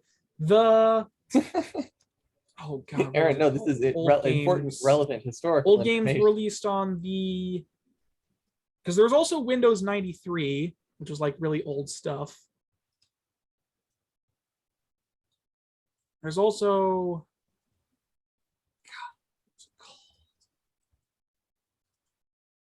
I don't fucking remember. Anyways, the original Atari 2600 was very successful, and then you had the Atari 5200, 5600, I don't remember. Both very successful consoles in their heyday, as well as the arcade market booming massively. And Yeah, I remember experiencing this. I remember hearing about this from my mom. She enjoyed using the arcade. Yeah, you had some of the first arcade games being Pong, Pac-Man, Dig Dug. What are the other like major ones? Arkanoid. I don't know. There's a bunch of them. Yes. Oh yeah, Donkey Kong. Like one of the most influential ones. The original Donkey Kong. Anyways, yes. The infancy of the gaming industry is very interesting. It's also kind of ironic if you look at what caused the crash of the gaming industry back then and compare it to nowadays, because what caused the crash was essentially what corporate companies are doing now, except the gaming industry is too big to fail now. So, it's literally like everybody, because like the gaming industry back then was kind of treated as a fad. Like nobody really thought, like it was this large fad that produced a crap ton of money at the time. And I'm not sure how many people really thought it was going to stick around as long as it did. But everybody wanted a piece of that money pie back then. So everybody... It had over investors and money started getting wasted. Well, not just wasted, just terrible games were coming out because there was like not many people who actually knew how to do this. And then you had these people who wanted a slice of money and just were doing things. Quick, give them money. We're just doing things to try and get money out of this pile by like releasing crappy games and flooding the market. Like they flooded the market with crappy games that nobody wanted to buy, which gave the industry a bad look because the games were actively bad. Then Atari, a lot of people attribute E.T., the Atari game, as like the thing that killed the gaming industry, which kind of is, kind of isn't. It was essentially just the final nail in the coffin. Like it wasn't what killed the gaming industry. It was just it was, it was the final Yeah. nail in the coffin of like a perceived bad game of its time, which by the way was developed in like 6 weeks, I believe, maybe 3. I don't remember. It was a crazy fast development. It was programmed by one guy in literally like a couple weeks. Wow. That's impressive. Yeah. I remember hearing about this. Yeah. And then As far as big had games go, it was terrible. As far as accomplishments by a single person, the fact that it was made that fast, like we can't even make games that fast today. Well, here's the thing, like At least with part of the those reason things. part of the reason ET Atari has such a poor reputation is kind of related just because the interest in video games was waning because, like I said, it was kind of a fad at the time. So People it was were just the pin that popped the bubble. yeah, it was the pin. It was literally like the final nail in the coffin for the gaming industry at the time. Nice. Like, honestly, it's not really that bad of a game. Like, it's a little confusing, but a lot of Atari games are confusing nowadays because there's not really any instruction about what you're supposed to do. You're just thrown in there, and I don't know. It's very confusing. Nowadays it's confusing because it's such a different environment. But back then it would have just been like whatever, And like honestly, the ET Atari game is like pretty ambitious as well. Like on top of it being programmed really quickly, it was very ambitious for the time because it actually had like this. I mean, it's not very big, but it had like this full map that you could explore, and the whole goal was to collect these items and call down the your ship to escape because you're playing as ET and you avoid it's honestly a pretty complex and well put together game for the time. It's just it has the reputation of killing the games industry because of what happened. Not that Atari really helped this because they also released a couple bad titles outside of the perceived ET Atari. Honestly, the biggest problem with ET Atari is that it just did not sell. They ordered a shit ton of copies because they wanted it to be a Christmas release. It was supposed to be this big tie-in and this massive thing. And they even got Spielberg to give his blessing on the game itself. And it's and it just did not they sold 0 of the copies they bought. They sold 0 of the copies of the ET Atari game copies that they made. So there was this massive recall, and it's like, what do we do with this? Well, we're just gonna bury it in the desert. That is true, by the way. The old urban legend of Atari burying the cartridges? That is true. They buried those things, but they didn't just bury ET. They buried a lot of cartridges of old games because it was kind of like a grave for the company. There's nothing they could have done. The money ran dry because public perception changed of what people wanted, and they just died as a company. So, but hey, it had a happy ending, not for Atari, but it had a happy ending. Gaming is still thriving with the help of Nintendo. Yeah. Gaming is now still a thriving industry, all thanks to Nintendo reviving it in the West. All still thanks to Nintendo. They're the only ones making good. No, just kidding. Nintendo and indie developers. Well, I maybe not in today's world, but they did save the gaming industry in the West. Anyways, that was a very large tangent. I'm sorry if that was boring for anybody, but that was a very large tangent because Aaron, this is a games podcast. Yes, I'm aware. Anyways, people will wonder. The thing I brought up before is that it is funny because about the crash in the early days, because if you look at the game industry now, that's essentially what companies are doing. They're over investing in making these bad decisions in terms of game. Everybody wants a shit ton of money, and they're trying to squeeze as much money out of the industry as possible by making very poor decisions, but ultimately it's going to succeed because the gaming industry is too big to fail now, and public perception of games has changed too much for it to fail. Yeah. So yeah, another gaming crash is never going to happen just because of the way the industry is. Maybe a money bubble might pop, just, based purely on what the AAA industry is doing. I think it's pretty possible for another gaming crash to happen. Well, it just has to change. Like how much money people spend on games just changes.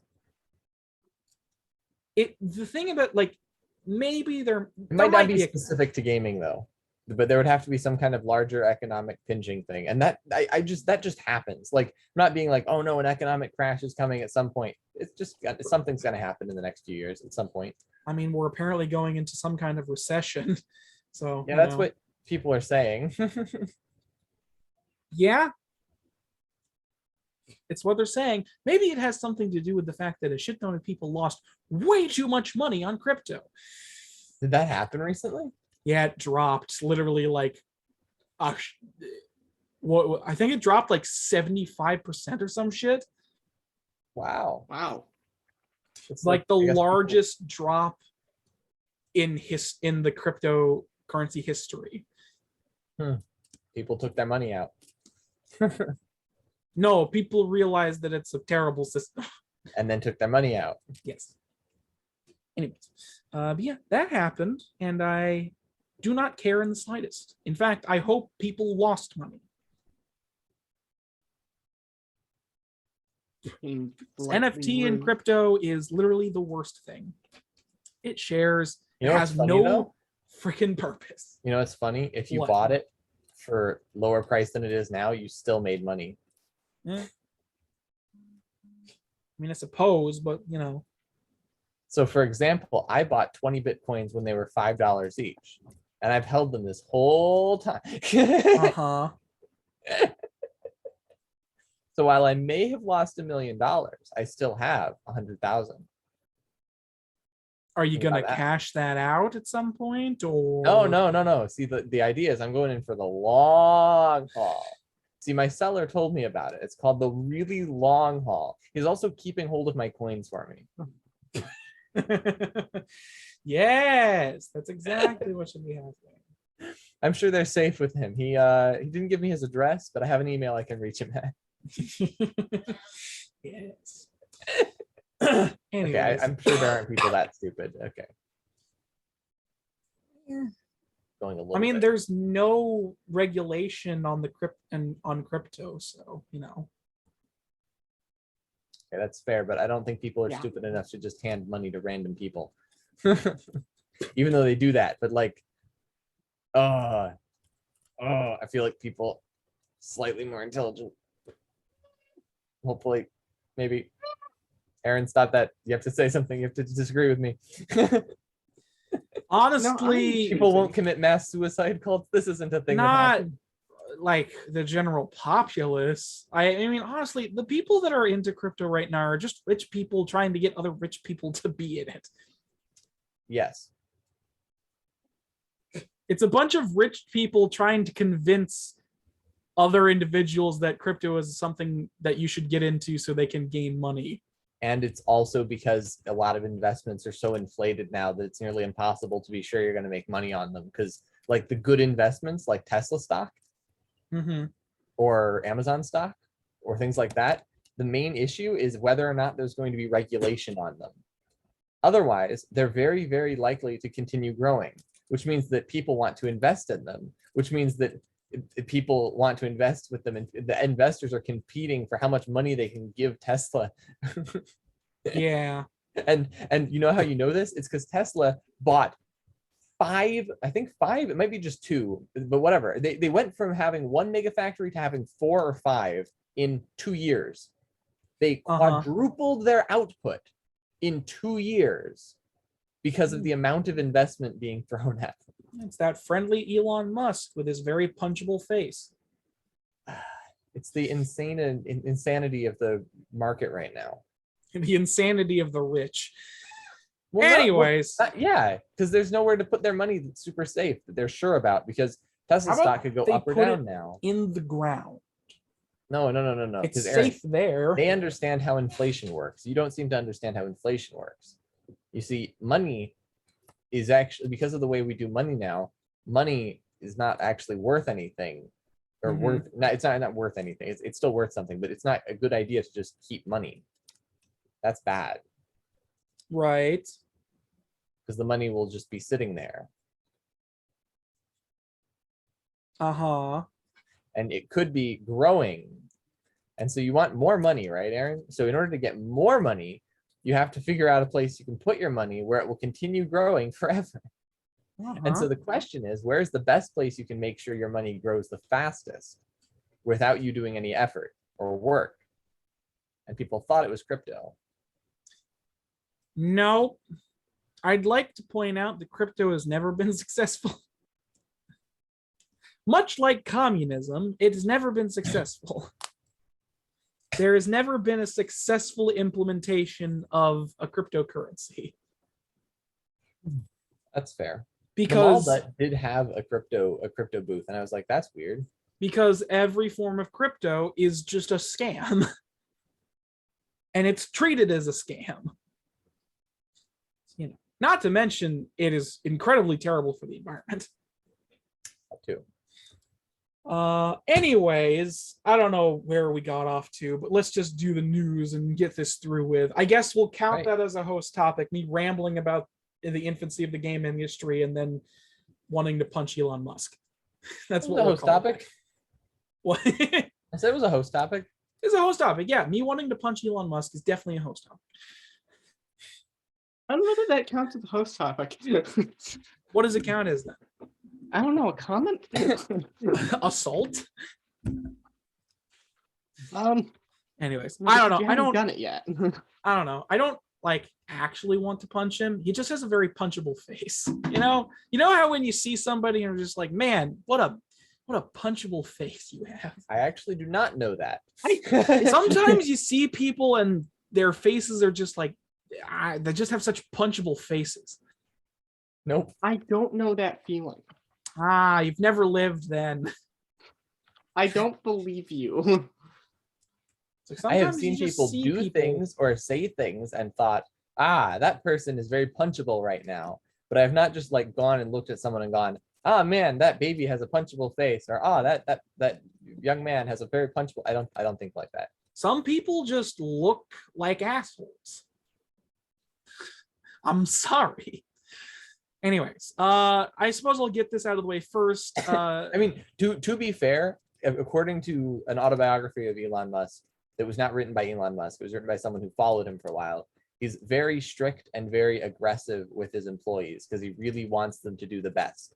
And so he is you could actually argue that it's like borderline on abuse, without being like abusive where he's like attacking them or whatever, just like getting them to work ridiculous hours, that kind of thing.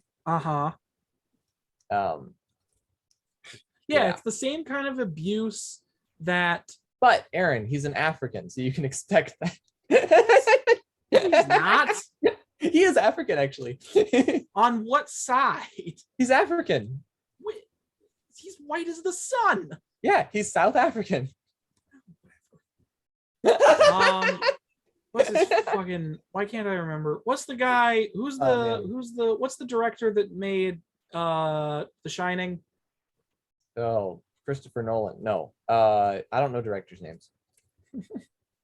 I was gonna make a joke about him it's the same abuse that the director, whatever.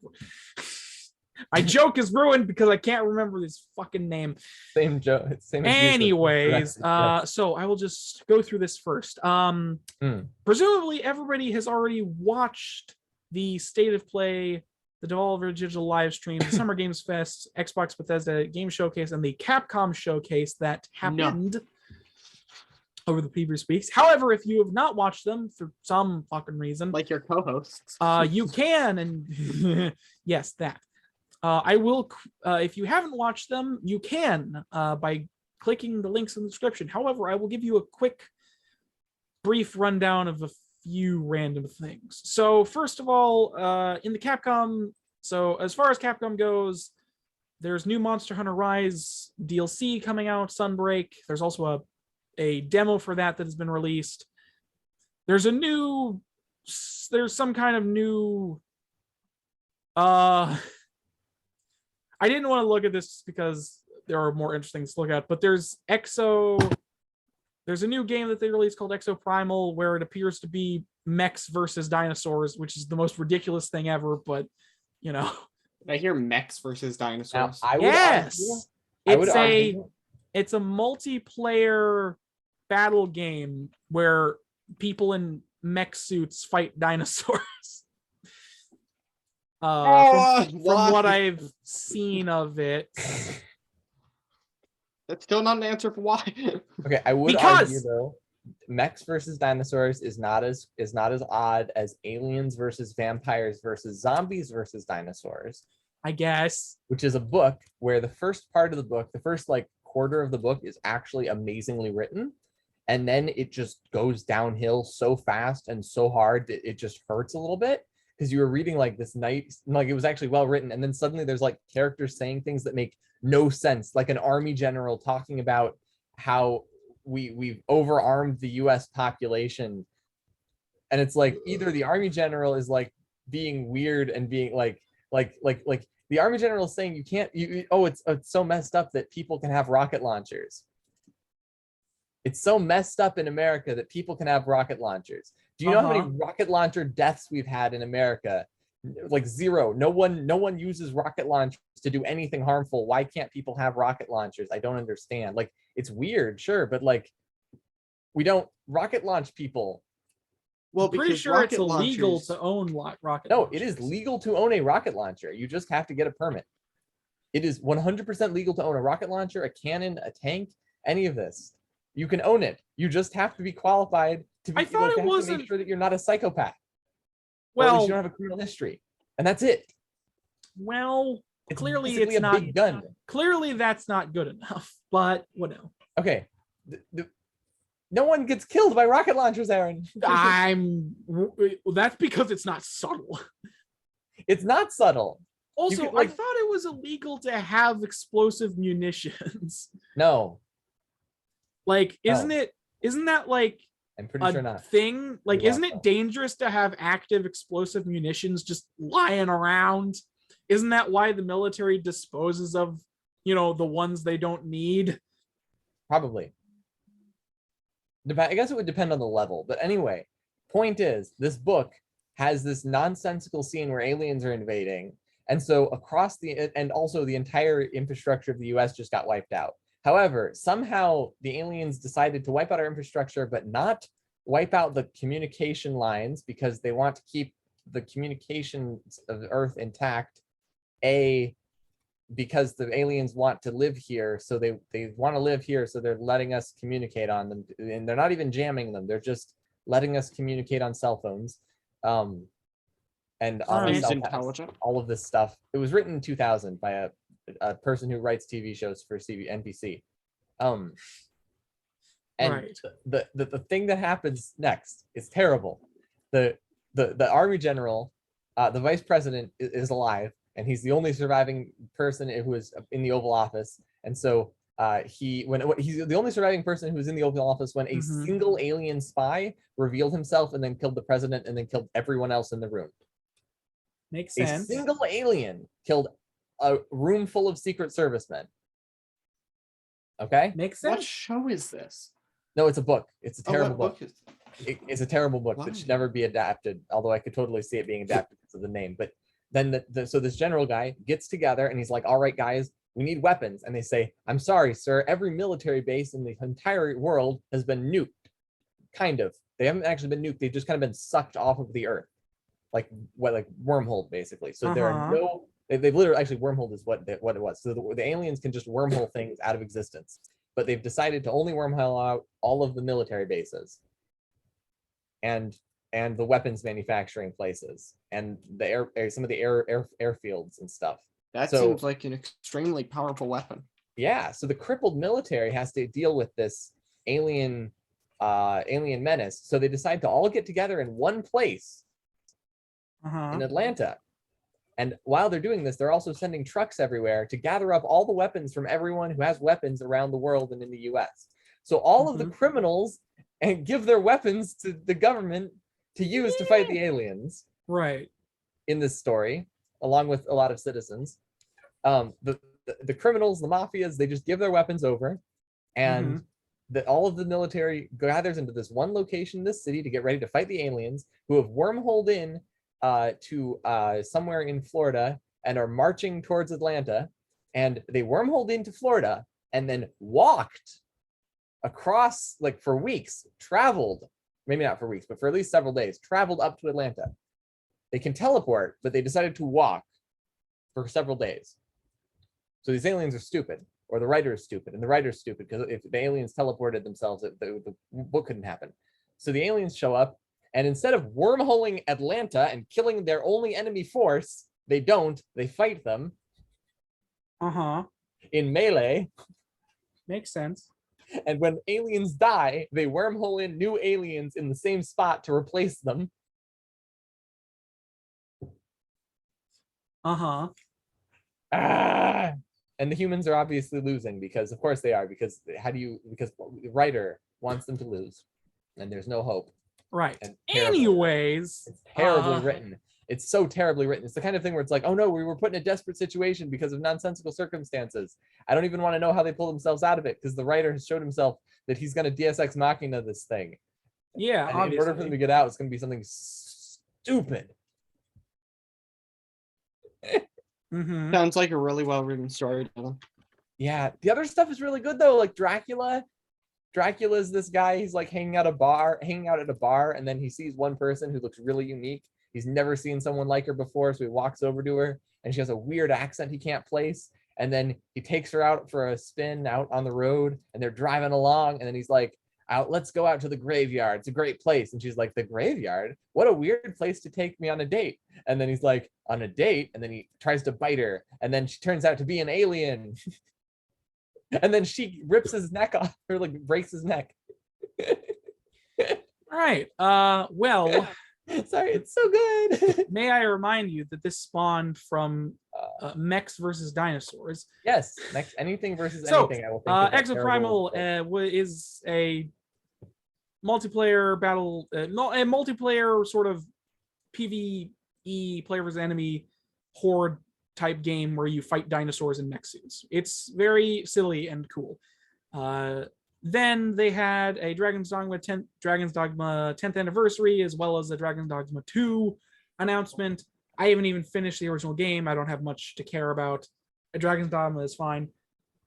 Then they talked about some Resident Evil Village updates. You can now play as the big vampire lady. So I remember her. I hope you enjoy. Remember hearing about that? Not about you can play as the big vampire lady now. So I hope you enjoy that. There's also going to be, they also announced Resident Evil 4 Remake, which is interesting. I don't know. I didn't really feel like Resident Evil 4 needed a remake. Whatever.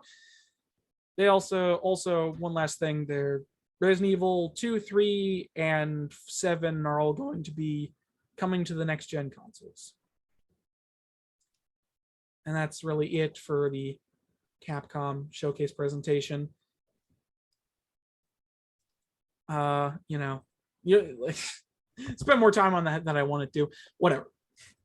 I'm just quickly going through these presentations just because it's like, it's missed news, it is what it is. Totally news.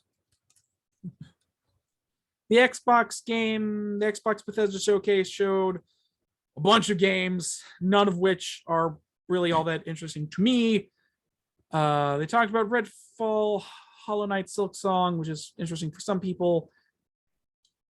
Wait, Hollow Knight 2? Hollow Knight Silksong. So it's Hollow Knight 2. I guess. I don't know. I haven't been following Hollow Knight stuff. Yeah, I don't know too much about it either. You don't know too much about it. Oh, too much. You don't know. What? Yeah, weird. I can't hear Devin anymore. Whoa. Why are you muted? What happened to Devin? Anyways, you can unmute now. Yeah, they talked about like Aaron didn't even realize the fun I was making. they talked about roughly like 20 or so titles that they're releasing. A lot of them are kind of not interesting to me. I will say this is the first time that Xbox has started talking about Activision Blizzard stuff in their showcases at, obviously because the merger is still ongoing. So that's interesting because they talked about Overwatch 2 and Diablo, as well as some other stuff in regards to that. Yeah, I don't know. There's, like, if you're interested in any of it, like, it's like, I don't know what happened, but outside of a few things, I feel like we went back in time to the late 2000s of the gaming industry. Everything's so fucking gray. What happened to the color palette of games? Like, Jesus. Also, they just don't want them. Why is everything set in space now? Because space is cool. Everything's set in space, is a shooter, and brown and gray is all hell. That's because those are the cool things right now. That's an over, not a whatever it's called. They fucking oversimplification. Then Summer Games Fest happened, and honestly, a lot of people were talking about Summer Games Fest not being great. They're kind of right. They also talked about Last of Us 2 for they also talked about the Last of Us remake way too long. Remake? Well, so they were talking about the Last of Us new. So apparently they brought up stuff about the Last of Us HBO Max television show that's coming out. And the first Last of Us game is getting a remake. So they're talking about that. And apparently that end segment went on for way too long. I kind of agree. Really the only things that piqued my interest during this showcase is, there's not much. There's a new Aliens game coming out as an Aliens, that Xenomorph Aliens franchise. It's a dark brown alien shooter game. It's a shooter game where you shoot aliens. It's not interesting. The mainstream game industry turned into Hollywood, where they can only make one game. Yeah, I guess Goat and Simulator it's remakes 3, of old games. Goat Simulator 3 is coming out. Neither of you know what that is, and Goat Simulator itself is kind of a weird game that honestly is just, it's not great. Like, it's just kind of its own weird thing. Like, I don't know why it got so popular. Honestly, the new Teenage Mutant Ninja Turtles game got showcased. That looks really good. You can play up to 6 players. You can play up to 6 players, and it looks really good because it has its old pixel graphics back and its old school TMNT. There's also a One Piece game coming out, and I don't know. Sound enthusiastic, Aaron. I don't know what you want from me, man. Anyways, I'm not interested in One Piece games. It doesn't fucking matter. Anyways, Devolver Digital and State of Play also did streams within the last couple of weeks. They also showcased a bunch of games. Once again, some of which looked interesting. The ones, it doesn't matter. Anyways, I'm spending too much time on this. Let's just get into the news before I lose what little audience I have. So first of all, news-wise, Mario Strikers Battle League came out. It's a Mario football game. Sorry, not football, soccer. It's a Mario soccer. It is football, but it's not. You've been watching too much British. I don't know what happened. Anyways, it's a Mario. Sense, and go back to American. It's a Mario soccer game. This is a series that has had games in it before in the other Mario Strikers games on like the GameCube and Wii and stuff like that. people seem relatively happy with this, with the exception of like some stuff. I mean, I don't know. Nintendo gets a lot of criticism from a lot of different things, and I don't necessarily disagree with it. I don't know. I don't have a lot to say about it, and neither do you two, most likely. Nope. So, other than that, I really only found one news article that's kind of interesting and worth talking about. So, we'll do that. There's also a Minecraft Legends developer overview, but like, whatever. It didn't reveal that much more. So, going on longer than I wanted to. So, in the news, you'll never guess what Activision Blizzard did this time. My gosh. Okay, so they either doubled down or are you looking at it? No. So I will reveal it. So Activision Blizzard has run an internal investigation, as in they did an investigation on themselves. Yeah. To see if the widespread harassment that the media has been fucking exploding about for the past year and a half was actually real or not. And apparently, Activision has cleared itself of all wrongdoing. It's kind of a misnomer, but basically, a new report by Activision Blizzard has claimed there is no widespread harassment or systemic harassment at the company. Seems reasonable to believe them, Aaron. I feel there was a full investigation. I mean, okay, so obviously I'm going to be very cynical about this based on what it is. Obviously, like, Activision is kind of in a lose-lose situation just because, I mean, nobody's going to want to believe them right now, regardless if it's true or not. So I will give them that at least. However, given the fact that, first of all, they're doing this now, and they didn't do it when the allegations first happened, when they were first sued. And secondly, the fact that they have routinely tried to fucking hide and not take responsibility for this at all. Like, you can actively see this sort of line of progression through Activision Blizzard, just doing the stupidest shit possible to try and get people to ignore how terrible they are. But, hey, they did actually publish their findings. They have an official, like, it was investigated by... so the investigation was done by the United States Securities and Exchange Commission. Oh, it wasn't done by themselves. Well, it was an internal. Okay, so it was internal in its regards. Like they did this. They hired them to do it. A new report, in response to multiple lawsuits against the company, Activision Blizzard has conducted its own investigation, has published the finding. I'll just read off the quotes. Slightly better, actually. Yeah, so the former chair of the Equal Employment Opportunity Commission, Gilbert Casellas, conducted the review.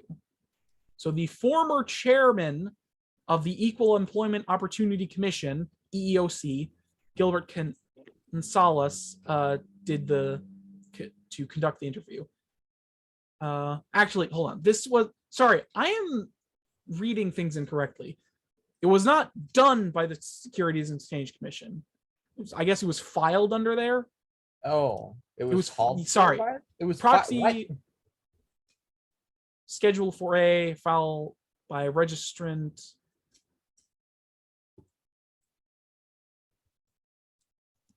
Yeah, because the actual, like, it says in the article, like the review was done by. Okay, so I'll just read out these quotes really quickly, because apparently I'm blind as fuck. Contrary to many of the allegations, the board and its external advisors have determined that there is no evidence to suggest that Activision Blizzard senior executives ever intentionally ignored or attempted to downplay the instance of gender harassment of gender harassment that occurred and were reported, reads the report. So that was a quote from obviously one of the higher ups. While there are some substantiated, this is another quote, while there are some substantiated incidents of gender harassment, those unfortunate circumstances do not support the conclusion that Activision senior leadership or the board were aware of and tolerated gender harassment of that, or that there was ever a systemic issue with harassment, discrimination, or retaliation. So in addition, Activision Blizzard employed the former chairman of the Equal Employment Opportunity Commission, Gilbert Casellas, to conduct this investigation review. So just to clear that up, because apparently I misread something. Based on his review, Mr. Casellas concluded that there was no widespread harassment pattern or practice harassment or systemic harassment at Activision Blizzard or at any of its business units between 1st September 2016 and 31st December 2021. Mr. Casellas further concluded that based on the volume of reports, the amount of misconduct reflected is comparatively low for a company of the size of Activision Blizzard. Apparently. It's low! What are you talking about? It goes on to list a number of reforms across the company, including forming our centralized ethics and compliance team, tripling investment in harassment and anti-discrimination training, resources, launching a new company-wide zero-tolerance harassment policy, and implementing new policies, among others. We recognize none of these improvements can change the past for those who experience inappropriate workplace conduct. Reads the report. My mouth is very dry.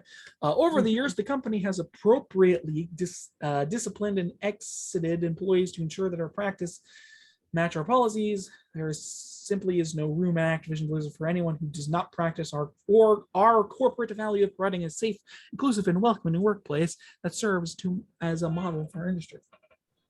The report also notes that how Activision Blizzard has been subject to an unrelenting barrage of media criticism that attempts to paint the entire company with the stain of a very small portion of our employee population who engaged bad behavior and are disciplined for it.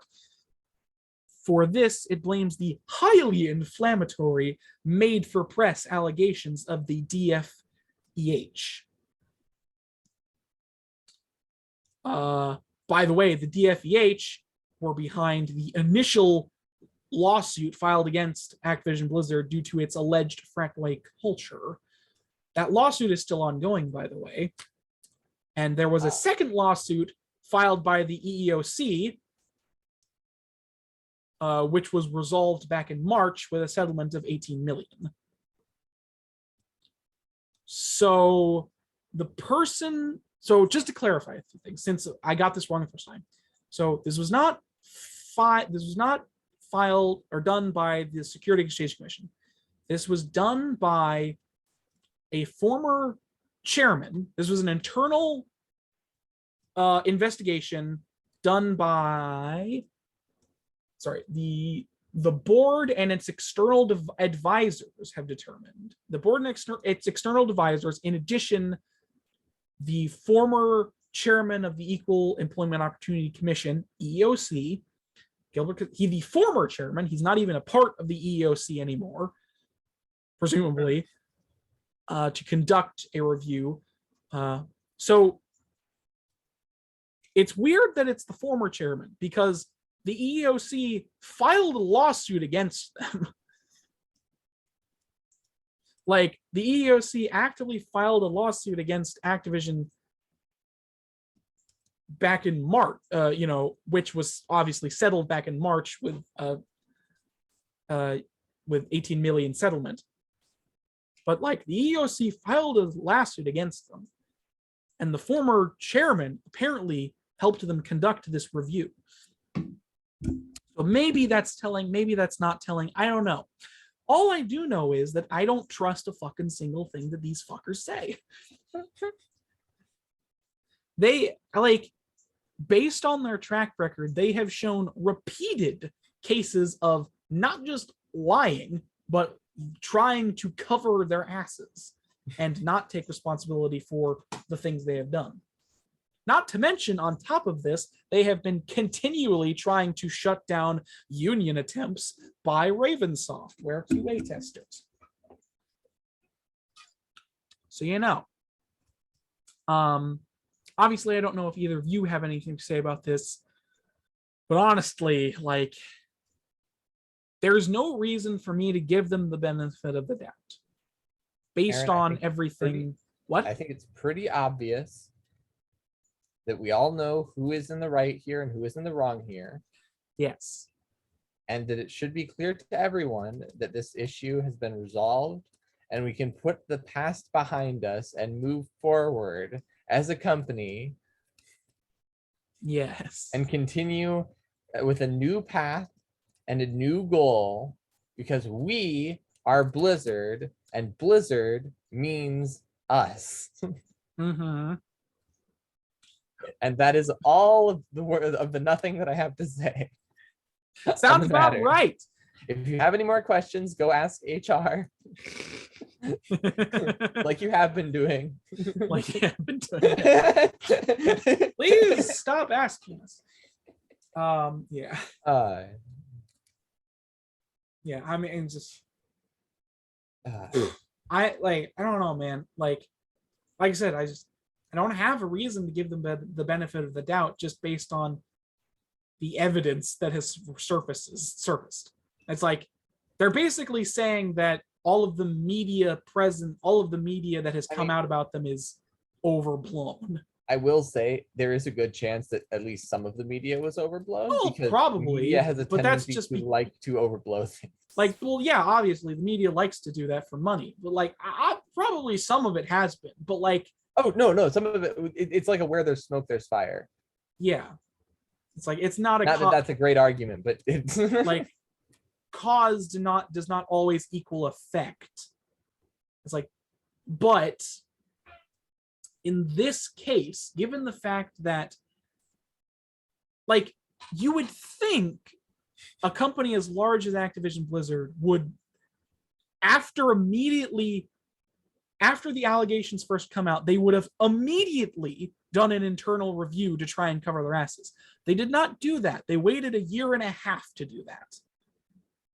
They waited 1.5 years to do an internal investigation about this, and they're trying to paint the picture. They're trying to paint the issue as the media overblew the issue. It was only a few people, and we definitely totally disciplined them. It was definitely not anybody on the top brass, nor Bobby Kotick, who apparently knew about the sexual misconduct happening and did nothing about it, according to other reviews and such. Oof. So, it's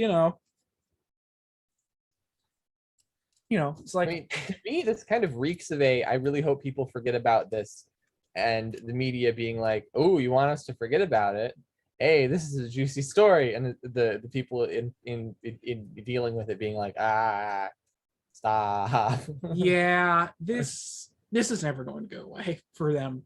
This is not going to go away until the buyout by Microsoft. And once the buyout occurs, it's still not going to go away until people are sure that everybody involved with the harassment and otherwise is fucking fired. Yeah. Which most likely means a clearing out of the top brass, like all the board members and stuff like that. Yeah, all the original board members, maybe some of the investors, all of the top right. Like basically, Microsoft is probably going to have to do a big sweep of the top brass in order to make sure they have a company with a okay PR instead of a bottom of the barrel PR. Yeah. Yeah. Activision Blizzard, I will say, Activision Blizzard is doing wonders for the wider gaming world because they're distracting everybody from possible other bad things that are happening. Maybe that's why it's actually happening. They were just like, you know what, guys? there's about to be a bunch of nonsense people are going to not need to pay, are going to end up paying attention to if we don't add a controversy. Let's distract them. It works every time. We'll take the fall for it. Yeah, that definitely happens. Oh my gosh, it's reeking of it. Obviously, Aaron, this is what happened. Yeah, obviously. Bobby Kotick went to his friends and said, guys, here's the plan. You're going to accuse me of stuff. Okay, maybe this is a stupid plan. Yeah, it's also, like, I will say, like, I highly doubt this internal review will do anything to slow down the number of articles or whatever coming out of Activision Blizzard, because literally stuff has been coming out about them every week for the past year and a half. Oh, I'm not even, like, they have been burning to the ground. They've been burned to the ground, kicked off a cliff, and are still falling down the cliff. They haven't reached the bottom of the barrel yet, and I don't know how. This sounds like it was an intentional hit piece, actually, Aaron. What? It's starting to sound like it was actually intentional. Like they wanted to destroy their own reputation. Why would they do that? I don't know, but it sounds like it. Because I think they're just idiots, actually. Aaron, we know how smart people are. What do you think the chances of that actually being true are? Pretty sure they're massively intelligent. And by massively intelligent, I mean incredibly Aaron, they work stupid. in the games industry. Only smart people are games industry executives. You'd like to think that, wouldn't you?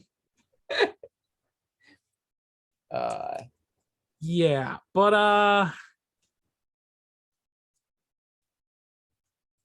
yeah, it's very bad.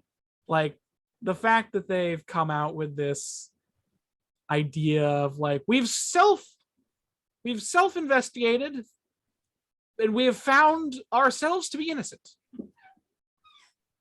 Yeah, it's like, I'm, it's just they need a better PR team. Like, seriously. Maybe they don't have a PR team. Maybe that's why they're so dumb. They don't have anybody saying, why are you doing this? This is the dumbest decision you could possibly make. And let's not forget the last thing we talked about before, where Blizzard did the whole fucking, what was it? The diversity tool thing. Let's not forget that. I thought the news was going to be that they doubled down on that. And they were like, no, this is a great idea, guys. No, I don't think a peep has been said about the diversity tool ever since they got massive shit for it. I don't think they've made a single peep about it. They're just trying to, the few smart people at Activision Blizzard are trying to keep their heads down to avoid the whip of the media. Meanwhile, the rest of the company is just burning itself to the ground. But yeah, like I said before, I very much do not trust this internal investigation done by themselves and a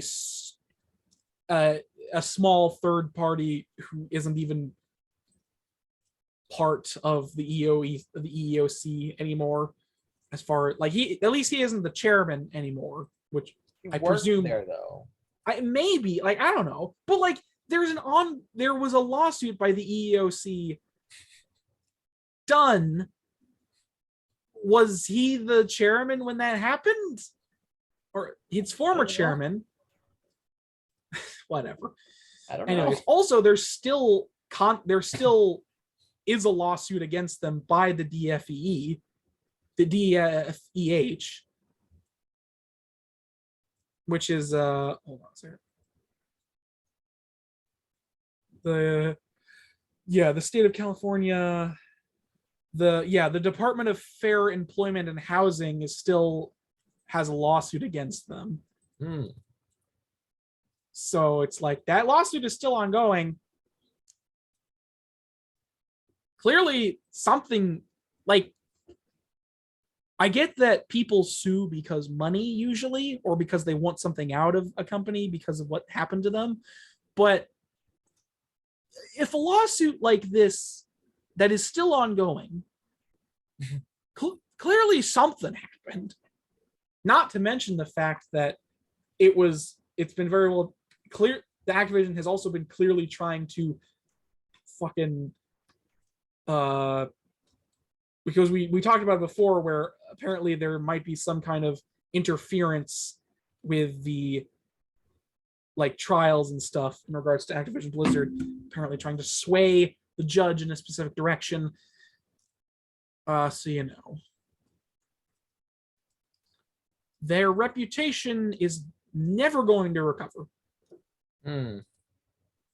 At least until Microsoft buys them and gets rid of everybody that worked there. At least everybody that is confirmed to be a part of the issue. Anyways, that's basically the news. I could keep ranting about Microsoft Activision Blizzard. Haven't done it in a couple of weeks, so I'm kind of more up in arms and aggressive about it. But that basically does it for the news. To put it in summary, they did an internal investigation, found themselves innocent, and think the media is overblowing the issue.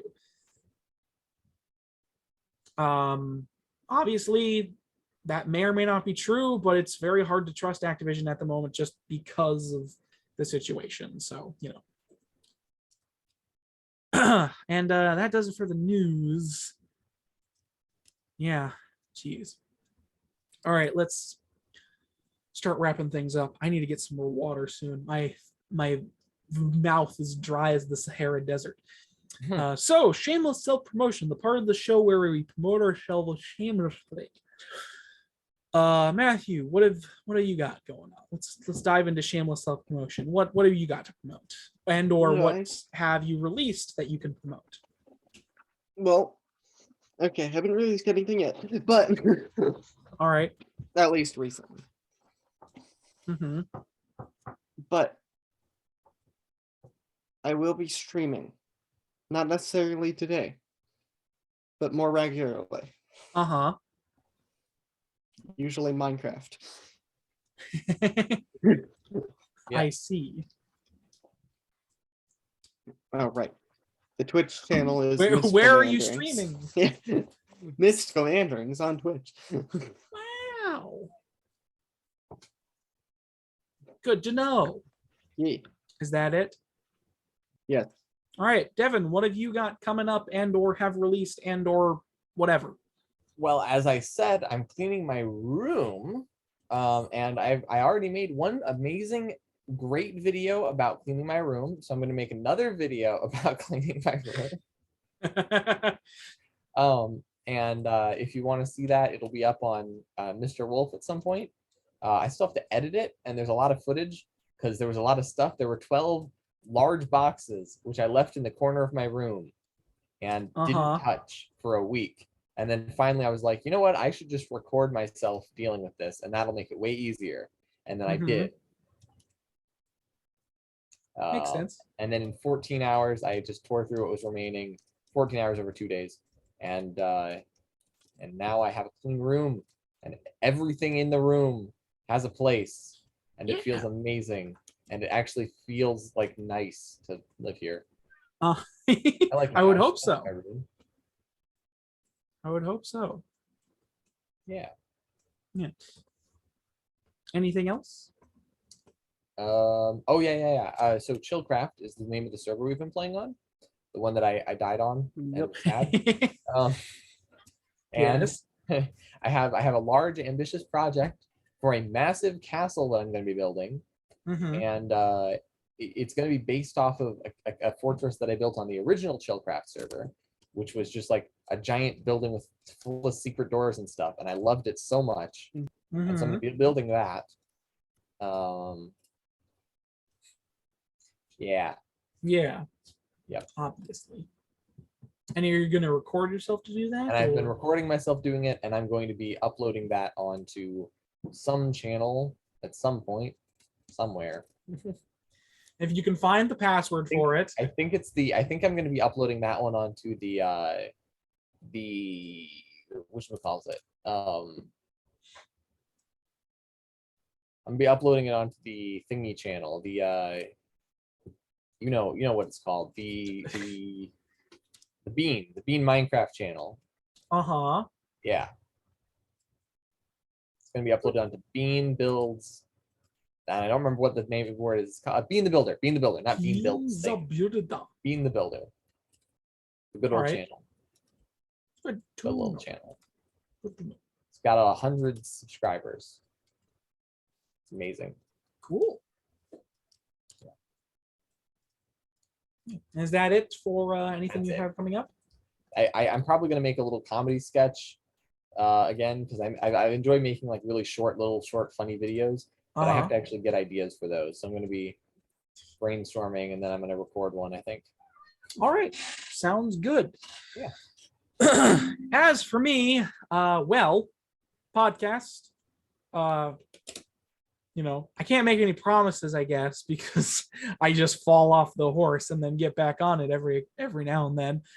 But hopefully they will continue to be uploaded, Sundays. I could try and schedule it. I don't know when they get uploaded. I just upload them when I can. But Sunday, they are definitely uploaded on Sundays. I know that. On to YouTube and SoundCloud, for those of you who are interested in just seeing, nothing but the voice part. I don't know. Gaming discussion, GTD Podcast, respectively. Why would you watch a podcast? Why wouldn't you watch a podcast? Yeah, why wouldn't you watch a podcast, especially one with no visual element? Anyways. Hey, one of these days we should have like crazy levels of like special effects. You just hand it to me, Devin. Edit this. Turn this podcast into something crazy. I added it down to 30 minutes. Yeah. And special effects the entire time. We always have overlays of whatever we're talking about. It'll get like 20 views. It'll be the most viewed video. Definitely. And people will subscribe because they think, oh, I want to see that again, and look at the 3-hour video, and they're just like, oh. Oh no. Oh no, this channel is just about podcasts. Oh no. Oh no, this podcast channel has podcasts on it. I didn't sign up for this. Oh, it should be cut down to 30 seconds. You should try that. Oh, and then just make it fully animated. You want me to clip it, or you want me to just like cut the number of frames that exist? Yes. Overlay all of it. Make it a two frames per second video. No, Devin. Change it all into animation. Trace over every frame of movement each of us did. No. No. So it's like, you have to make this happen if I didn't. No. Anyways, yes, the podcast continue to be uploaded, most likely. I might fall off the horse again, like I said. I haven't made any more progress on those supposed videos that I've been talking about, just because I don't know, man. I was supposed to visit and help you work on the script, and then I played Spyro. I just haven't. I can't give you a good explanation as to why. I just haven't. Okay. I got Twitter. I don't use it, but you can go there to find out when I upload if you aren't subscribed or YouTube doesn't like you. Which is an occasional thing that happens. Yeah, I guess that's about it. I can't really tease any videos because that would require me to have anything ready to tease. I might possibly do some streaming either on YouTube or Twitch. I don't know. If I can get some stuff working, I might stream a little bit. I don't know what I would stream. Maybe just Minecraft. I don't know. But if you're Minecraft. For the 0 people interested in that, you can't find me anywhere because I don't have a Twitch account. but I will link my Twitch account when it comes to it. So, so maybe I'll do that if I get some time or I feel like it. Other than that, that's about it. I don't know, man. Committing to things is hard. I know, but it was just funny. It's like, I'll do that if I get time or if I just feel like it. Yeah. Definitely the time is the problem. I don't have time to feel like it. Yeah, I don't have time to feel like it because time is time. Anyways, that does it for Shameless. I think that does it for Shameless Self-Promotion. Yeah, let's get into the end of the show. I wish there was a better way to transition into that. Whatever. Thank you all so much for watching this episode of the GTD Podcast. If you enjoyed, return from whence we came. Return here if you enjoyed it, or don't. I don't know. You can check out everything we discussed in the description or the pinned comment below, which includes, links to all of the trailers, channels, links to trailers, the co-host channels, all of the news articles and stuff. So I cite my sources, so you can cite my sources as well if you don't believe me. And I'm aware that I seem to only get news from one news source, but honestly, it all blends together, man. It is really funny though how you got like many articles from one lady, and I was just like, Aaron, have you been like following this one thing? And it's like, no, apparently we've both been following this one thing. Yeah, like I'm aware that to be a good reporter, you should probably get your news from multiple sources, but it all kind of combines together. Everybody basically says the same shit anyways. At least on the news sites I frequent. Maybe I'm frequent bad news sites. I don't know. Anyways, you should get your news from different places because what? Because they might say different things. I'm aware they may say different things, Devin, and I do. I don't know. I don't know. I try my best in that regards. Okay, gamesarbad.com probably has some unique takes on games are bad. Anyways, just giving you advice on alternative news sources. Alternativenews.com. I'm sure that's going to give you something. Alternativenews.com sounds like it might give some very good ideas about alternative medicine. Hey, what are you talking about, Aaron? Alternative medicine is medicine.